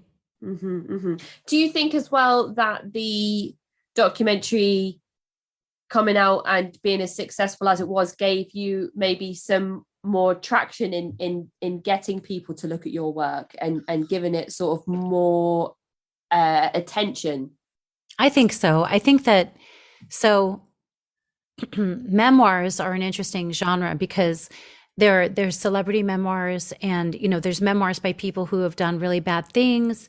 There's people who have recovered from terrible situations. But really, like, I'm not a celebrity, and I didn't kill anyone, and I didn't end up on the street because of my life. And so I was concerned that would there be an audience for the book? And you're always worried when you create something and put something out there. And, but there was interest because people knew this story and they knew who Bhagwan was and they'd heard of it. And for them, it was very intriguing. And as soon as you talk about coercive control or cults, people, they're immediately interested. It takes you beyond the regular kind of experience into something that seems a little more exotic or dangerous. And so I think I did have that going for me. But at the heart of my book is, I think it's like a lot more than that. I think it is a story about Bhagwan and his effect on my life, but it's a coming of age story. It's a growing up in the 80s story. It's a Jewish story. It's a New York story. It's a single father story. It's a divorce story. Like it's a sister story. And it's like I lost my mother's story, right? But it's also a story of reconciliation because, my mom and I have a relationship. And I think that what we've achieved is not something I could have predicted. And I was able to add that to the book after we had that really pivotal conversation and make it the epilogue. And that wasn't there in the draft I sent out, in 2018. All of those things as well. And you left out the bit that resonated with me personally about the fumbling through childhood into young adulthood. Oh, yes. And it's a coming of age, like awkward teen story. I meant if you've ever had a situation where your clothes didn't zip up around your waist or you felt, too big or too much, or you didn't fit in, which I think so many of us have. This story covers a lot of that because I really didn't understand exactly how much I didn't feel like I was okay or was enough. And that's part of what I explore in the book. And also what I love to talk about as a teacher and as a mom, and what I've learned now, being so much more secure in my attachments and relationships, is, that it's possible to get better and it's possible to grow and it's possible to change and it's possible to be vulnerable and believe in loving relationships that don't hurt you. But the biggest legacy was for me that I was left and that I must then be leavable. And so that's a lot of what the book covers. And it's so sad, some parts of it as well. I just wanted to give little Ronit a little cuddle and say it's all okay. But at the same time, I was thinking like, no, she probably wouldn't let me because she just does not need that. Like, she can take that's care so of herself. Funny. Well, I told myself I could take care of myself, right? Like that part in the book where some moms finds out that my dad is divorced, that we're divorced, that I don't have my parents in the same house. And she looked at me kind of with pity. And she was like, oh, I'm so sorry. And to me, I thought, what are you sorry for? Like, everyone gets divorced. Like, look at my mom, look at my dad, look at my grandparents, look at my uncle, like everyone gets divorced in my family. So, I didn't understand that anything could be different. But that's part of the story that one of my editors wanted to tease out, which was that, look what you have now that you didn't have. Look what you've been able to find, even though you didn't have an example. Which is so great for me when I hear people that have these experiences and think that is the typical thing, or they say that they're sort of a member of the LGBTQ community, but they don't live sort of that authentic life to themselves because they're part of a religious movement that restricts that or has doctrine sort of against that community group. So they're never going to experience life with somebody of the same sex, and then but at the point where they're speaking to me, they're married with their partner and they're so happy and they have all of the things that they were told they would never have. So you're married and you're not divorced. Yes. And it's like a jump cut. It's like a satisfying jump cut in your interviews. Cause it's like this quick paced montage, like all this stuff happened and it was really hard. But look, it turned out okay. It turned out okay. And, I'm alive.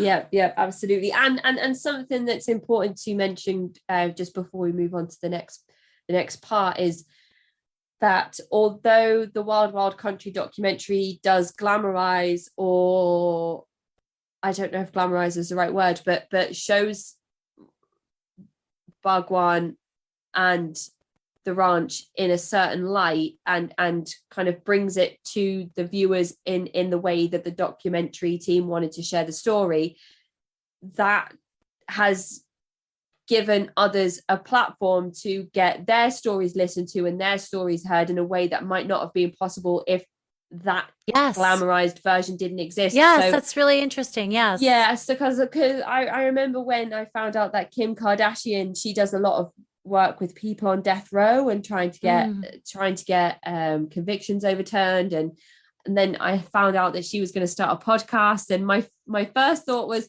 oh, I'm working so hard to get my podcast out there, to get some followers on Instagram, and she's going to come along with her like 100 million followers, and they're all going to listen to her podcast, and it's really hard for little old me to get new listeners. But at the same time, I had to sit back and think, there's a whole new demographic of listener that's going to come in, people that have watched their reality TV show that might have never have listened to true crime or never have watched podcasts, and those unsolved cases are going to have fresh ears, fresh perspectives, people that might have seen something or heard something or see something, and then they can, get in touch with the appropriate people. I totally agree with you. In a way, more is more. What you're talking about is sort of that abundance thing. And I try not to use those little catchy phrases and things. I'm not a life coach, but I think that also the idea that there's no limit, like there's room for us all, right? There's no limit to the compassion in the world or the attention in the world. I mean, yes, it's a very bustling market and there's so much content to choose from, but your point is really important. I appreciate that, because you're saying that she's going to create interest in the medium, and then there will be more people who engage and will find you, right? So it doesn't have to be like a competitive thing. And I found that too for myself, like the more I put out there, the more I give, then honestly, really, the more I get back anyway. So it's kind of like that too. Absolutely. And that shows just by you sending me a little copy of your book to read, which I really enjoyed. Oh, so your mum's gone over to Oregon. How long is she there for before she comes back? And do you know the reason why she comes back when she does? Yes. And I'm so torn, Casey, because aren't I supposed to leave something for suspense so people will get the book? You definitely are. Yeah. Shouldn't I? I mean, so maybe she's still there. No, she's actually upstairs right now because my sister just flew in and we're having a big celebration in the family this weekend. And so I haven't seen them yet. They're upstairs eating bagels because we're Jewish. They're having bagels and lox and cream cheese. I'll use my New York accent. And my son has come into the room where we're recording several times and I've had to wave him out. So I'm like trying to continue the conversation with you, but he's like, come on. And I'm like, I'm doing a thing right now. So anyway, it's very funny. I just texted them and said, please leave me alone. I'm on my favorite podcast right now. So So I guess my mom and I have a relationship now, but as I mentioned, it was not always this. We saw each other. I saw her in the summers as a teenager, but it was always this sort of rapid, enjoyable, concentrated time. We never really talked about anything. It was just, she made great food. I saw her in the summer. My sister and I had fun. It was so fun to live with my mom and be able to walk around however we wanted to because there were no men around, and just eat the delicious food my mom made and just be like with my mom. It was like heaven, And then after 5 or 6 weeks, we'd go back to New York to, the roaches in our apartment and the crowded city and all that stuff. Cause, we lived in this really crammed area of Flushing, and Seattle was like blue sky and gorgeous trees and really like vanilla people. And we were just like, it was like a whole different life. Do you know what I mean? So no roaches where I lived with my mom, and she cooked for us, and I didn't have to do the cooking when I saw her, and it was such a relief, but we never talked about what happened. We just sort of forged ahead and took what we could get and went ahead as if like that didn't happen. And so it wasn't until after my kids were born that I started to push back, and I started to get really irritated that she was here with them when she couldn't be there with me. And had she had these maternal instincts with me, was there something wrong with me? Why why wasn't she able to stay for me? And how can she do it now? And also thinking, wow, my kids are going to experience my mom as a super duper grandma, but she wasn't a super duper mom.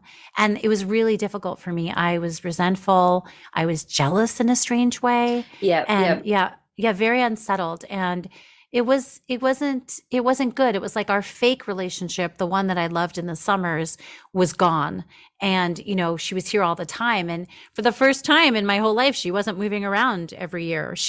My whole life, she had a different address like every year, you know? And then for the last however many years, she's been in the same place. And I was like, why now when I don't need you the way I needed you back then, go traveling, like, go to another country. Like, what the heck, man? But now in the last 4 years, it's really deepened and grown. And she says to me, she feels we're closer now than we've ever been. Mm-hmm. And that's probably true if she stayed where, you know, if she stayed put for the amount of time that she has.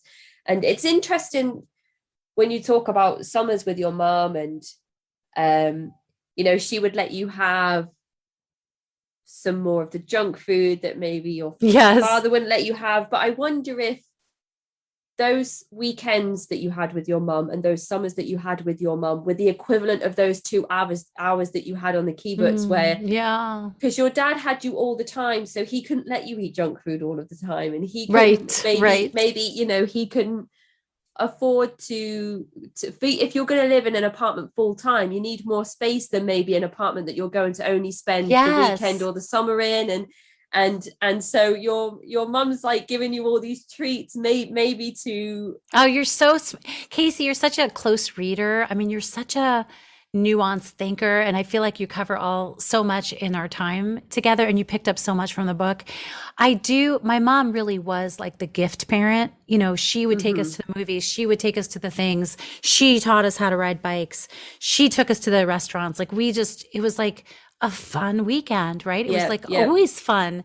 It wasn't real life. And I think that was hard for him sometimes, you know. You know, but it's hard he had you all of the time, and maybe if your mum had you all of the time, she wouldn't absolutely wouldn't give you those experiences. So she's almost given you sort of the equivalent of the 2 hours. Yes. And also I would say that, so she is a phenomenal cook, and whenever, I mean, she loves to cook, and so I love like it when she cooks for us, but I want her to cook for me as well. I'll tell her that. I'll tell her that because she's such a good cook. Comfort food, you know. Oh gosh, I'm not going to lose my train of thought. Oh yeah, food. So I love food. I love it. I love not cooking for myself. And you're right about the food in the kibbutz time and the food with the visits with my mom, because the kibbutz time, we'd have snacks and tea and gather together. So food and warmth and community. Seeing my mom on the weekends, food and love and closeness. And so my love of food and my feeling that food is good for your heart and for your soul and for your body, and it's a way to celebrate and be close to people, extended to my life now. So I, you know, there's so much like situational food for me. Like, are we going on a road trip? I'm going to go buy some road trip snacks. Yeah, I understand. You know, that. Is my friend coming over for a little while? I'm getting some cheese and crackers and some delicious like dips. You know, there's always like, what are we going to eat? What are we doing for food? And it truly is like, my sister comes to visit. Okay, let me go get the snacks. Like, absolutely is so much part of my life. So now upstairs with the family gathering, there's probably like not just bagels, but lots of other nice things. I'll tell you if anyone else loves food and wants to know, she made homemade eggs, because this is like a deli type of thing, because it's the morning time. So like egg salad, homemade tuna fish salad, which is really good. It sounds boring, it's really good. And she brought a challah, because tonight is Shabbat. It's a Friday when we're recording this, so we're going to have Shabbat dinner tonight. And there's bagels, and there's 4 kinds of cream cheeses, and there's all this lox, and she's cut up onions and tomatoes and cucumbers to put on the bagels, and there's going to be tons of coffee. And this is what I have after the interview. So it's like a perfect day. It sounds absolutely incredible. You have to come over, Casey. Yeah, it's like 9 o'clock. It's like 9 o'clock at night over here, and I'm down for breakfast. Oh, and you're a mom too, so you're like, you have a new baby again, so you need someone to take care of you. Yeah, and you make the good milk when you fill yourself full Yes. of all the good calories. So Yes. there's that excuse as well to have a little binge. But just before we wrap up for the day, so that you can go and be with your family, have your parents read your book? Yes. What Yes. what was what was their reaction? Okay. So here's the story. I didn't let them read it until I knew I had a book deal. I didn't see any reason for them to read my manuscript unless it was going to see the light of day. Right. It wasn't something I had to get off my chest just for the sake of it. So once I knew it was really happening, I gave them each the manuscript, my mom, my dad, and my sister. And I should mention the names, and I do mention this in the acknowledgments, that the names of everyone in the book besides me have been changed to protect privacy. So my sister got back to me first and she said, and I'd published some freestanding essays and on my website, which we'll talk about, you can find all my individual articles and stuff on this subject, but she'd read some of my point of view in those, and so had my parents. So I think everyone was a little bit on edge, especially because I used to write fiction, and I have a fiction story coming out as a collection. But I think when I switched to memoir, my mom was a little panicked because there really is only one story I was going to tell in my memoir, and that would have to do with her. Mm-hmm. So that was a little bit edgy for all of us. My sister did mention it was hard to see herself as a character in someone else's book. Like it's hard to read about yourself as a character, which I totally get that. And, but luckily she was able to also remind me of two things that I'd forgotten, and I added them back into the book. I knew that they'd happened, but not some of the intricate parts of them. When we find out that my mom is not coming back the second time from summer camp, my sister reminded me that she sent us cards, that my mom sent each of us a card to tell us the news. And I had completely blocked that part out. I didn't remember on my own the scene of us reading those cards and crying. Yeah. And so I was able to remember them. So, I'm so grateful for my sister for so many reasons, but in part to help me remember things that I might have forgotten. My mother, I brought pastries over to my mom's house. My car was in the shop, so I biked over to my mom's house with a bag of pastries to talk about the book. And I brought a notebook, and we sat outside because it was COVID. And she said, I'll make it brief, but basically she was relieved that this was the version of the story that was going to be in the world, that she'd seen other versions of the story or angles that I'd talked about our relationship that seemed angrier and seemed more maybe combative or unsettled. And she really appreciated the way I approred the story and what absolutely. I wrote about her. Definitely, yeah. So I was so relieved. Now, the conversation that I had to brace myself for was my father, because he sent me 9 pages of single-spaced notes about my book. And I mean 9 pages. Wow. And I printed them out and I read them while I kind of just clenched my jaw. And some of them were corrections for my Hebrew. Some of them were timeline corrections, but some of them were like a conversation with my book about, I didn't know you felt this way, and why didn't you tell me your clothes didn't fit? Oh, bless him. Oh. Yes. And some of it was, he went to bat for a couple of things that he was certain did not happen the way they happened. And luckily I have the fortitude and my sister's backstory along with mine to remember that I hadn't made this up. And I think this is important too. And I want to share this, that I got upset. We were, gesticulating outside of a cafe, and, my father and I were so similar, and he knows me so well because he raised me, and I know him so well because he raised me, that we really know how to get under each other's skin. Right. And, we really just have this thing, and we also love each other. And I ended up getting pretty heated, and I said, Dad, you're making me go to bat for my version of a story. And in a way, I feel like you're taking away my agency when I didn't have agency at the time that all this happened. Mm-hmm. And now you want me to not tell my story the way I want to tell it, when I already wasn't able to tell my story the way I wanted to tell it, because nothing turned out the way I wanted it to when I was young. Mm-hmm. And I felt really powerful, really strongly about that. And I did change one thing. I tempered my clothes didn't fit a lot of the time. And he was worried that it would sound like he didn't buy me things and he didn't take care of me. And so I had to clarify that I never told him that the things didn't fit. No. Because I was too embarrassed that the clothes didn't fit. And, my cousins called me Miss Piggy. My uncle called me Miss Piggy. And it was too embarrassing. I wanted to wear the pretty skirts that were hand-me-downs from his girlfriend's daughters. I wanted to fit into them and I couldn't. So I made sure to add into that part of the book that my father didn't know, because I didn't want people to feel that, he was a vindictive or careless parent. He tried so hard. And so, yeah. So, I am very lucky to have the reception I had from my family. And, we see each other, not my sister, because she lives in a different state, but I see my mom and dad about once a week. And you all have food we together. Still do. We still do. I write about the Shabbat dinner. And every time we just kind of do a countdown for every time my dad is going to mention the kibbutz, because every Friday night he brings it up as if he only ever lived on the kibbutz instead of just 8 years. And then my mom rolls her eyes and she says, he didn't even like the kibbutz. So it's just what you read in my book is happening right now. I promise. It's so funny. Maybe he didn't like the kibbutz, but he liked everything that happened after that less than. Yes, so he kind of goes back to that. He goes back to that sort of. You did it again, Casey. So apt. And when he talks about, when you mentioned at the start of the episode that he has reflected and since told you that maybe he shouldn't have left for New Jersey.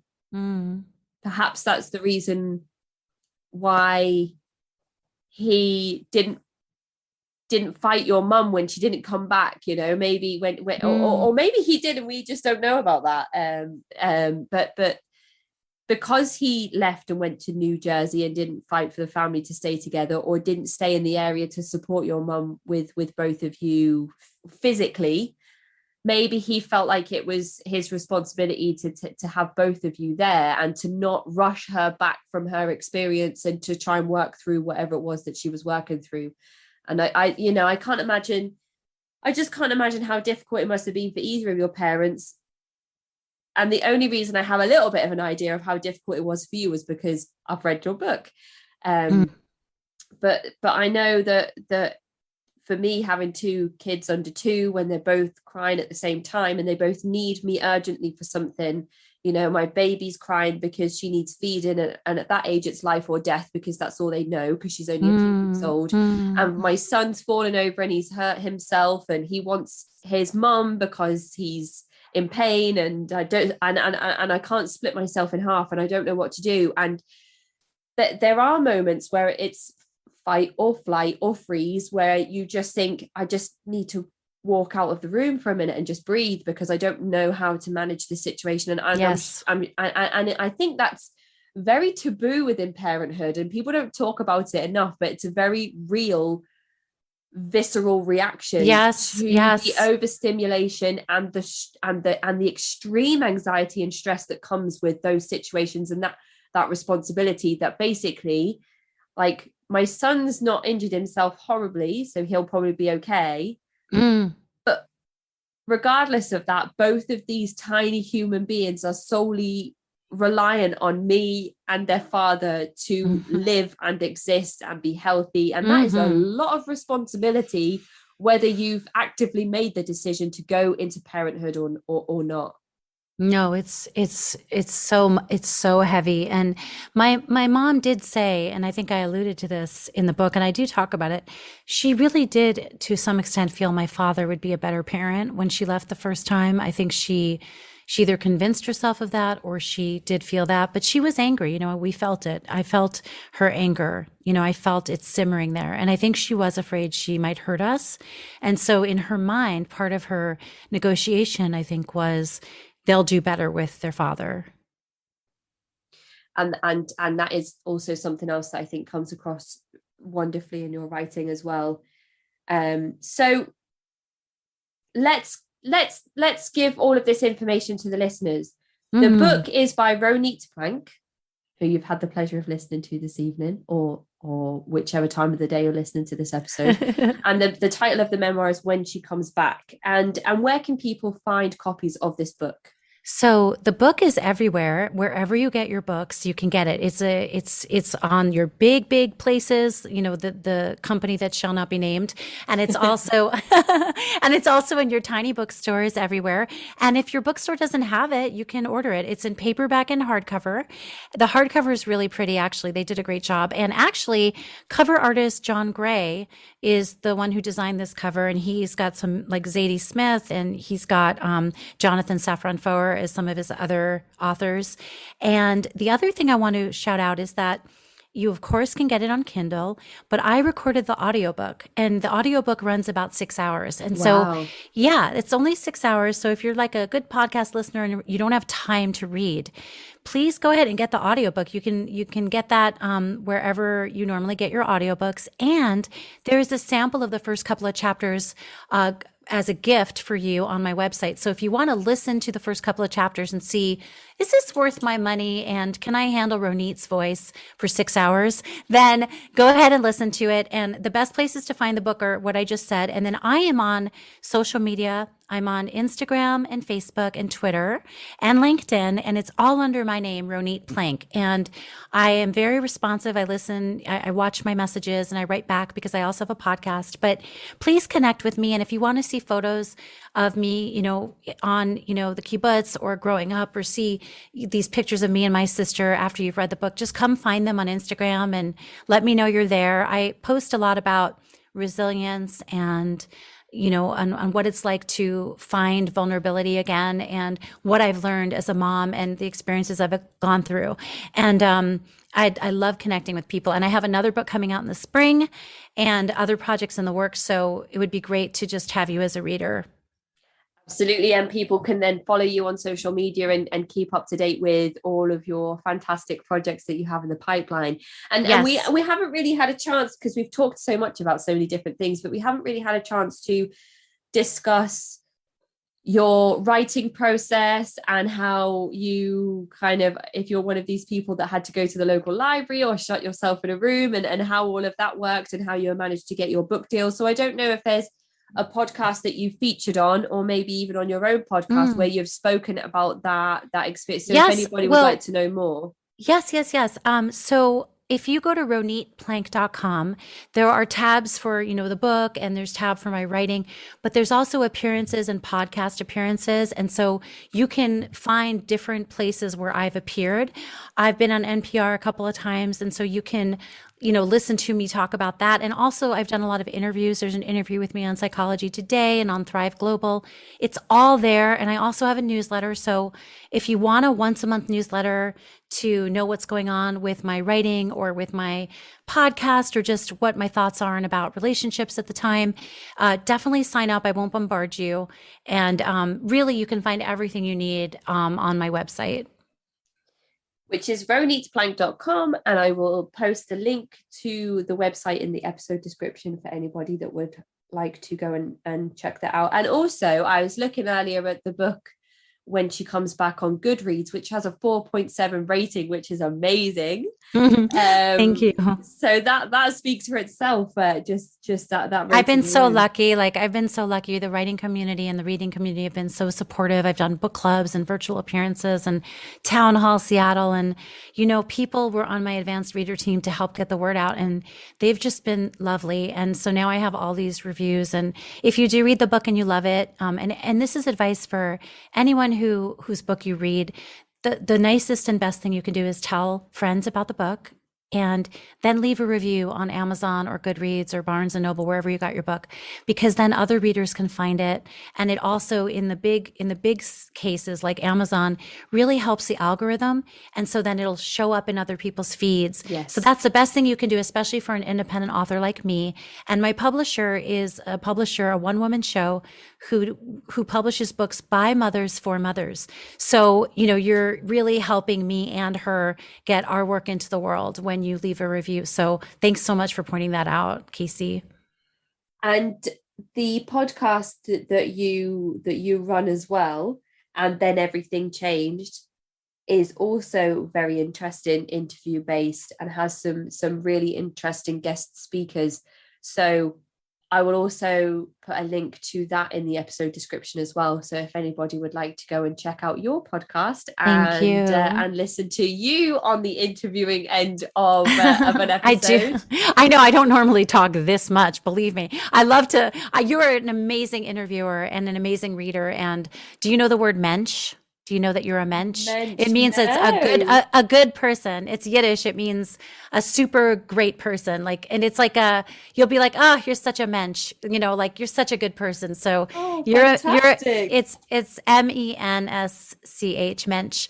But you know, this time with you has been a gift, and I just love the work you're doing and how you get into your subjects and your guests' experience. And I'm so grateful that you wanted to read my book and feature my book, and that we connected. I just like the magic of this new world we live in of connection is just so lovely, and I'm really grateful. It's great to be able to sit here in my time zone and have this face-to-face meeting with you whilst you're about to go and have breakfast over your time zone. You know, I'm honestly going to toast you with my first sip of coffee and bite, because I can feel how much it would be great to have you here with us. But who knows, maybe I'll make it over by you one day.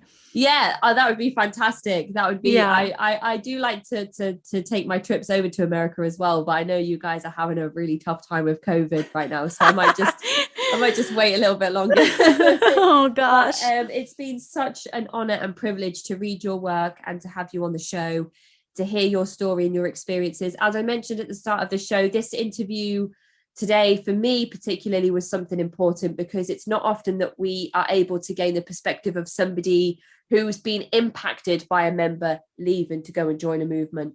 There are so many people I speak to whose stories are equally as important, who have been the ones that have gone off to join movements or were born into movements and different groups, and come to share their experiences and how they have managed once they have left. But not often do we get the experience of somebody who has been affected by those decisions that somebody else has made, and so there's a whole new demographic of people that we're hopefully going to reach with this episode, and I think that's so important. Anybody that likes to read or anybody that likes to listen to audiobooks, I really do recommend Ronit's book When She Comes Back. I enjoyed every single minute of reading that book, even the parts that made me feel uncomfortable. And I said this in my episode yesterday when I was speaking to T from the Sufi branch. When I get uncomfortable, I do this thing, and I don't know if everyone does this, but my butt cheeks clench and I don't realize that I'm doing it. And there were a few parts in your book where I was butt clenching, and I was like, oh yeah, I feel uncomfortable and butt clenching. So there's definitely a couple of moments like that. There's a couple of butt clenching moments, folks. There's butt clenching, there's wholesomeness, there's everything you expect from needing to read on to know when she comes back, and needing to read on to just see how your story ends at the end of this kind of roller coaster journey. So I really do recommend it. And of course, your book is the first to feature in the Memoir Monday project, which we will be launching for September, where 3 lucky winners who come and join us on social media will be sent your book with a signed special message from you, which is incredible. I'm really I can't wait to do it. I'm so excited too. I love sending readers books that I get to sign for them. Yes. So that's all going to be launched. By the time this interview is released, I would have already released an episode that has a little update with all of that information in. So that's really exciting. So all that there is left to say, Ronit, is just thank you so much for your time today, and for being a fan of the show, for coming and telling your story. And I really hope that you go upstairs and enjoy all of this time with your family. Oh, thank you, Casey. You're incredible. And I want you to take really good care of your family, and even more importantly, take really good care of yourself. Fantastic. Have a good day, Ronit. Take care. You too. Thank you. Bye. That is the end of this week's episode. Don't forget to follow, like, and comment on social media to be entered into the hashtag Memoir Monday giveaway. To get in touch, you can email me at cultvaultpodcast@gmail.com or follow me on Twitter and Instagram at cultvaultpod. I'm your speaker, Casey, and this has been the Cult Vault.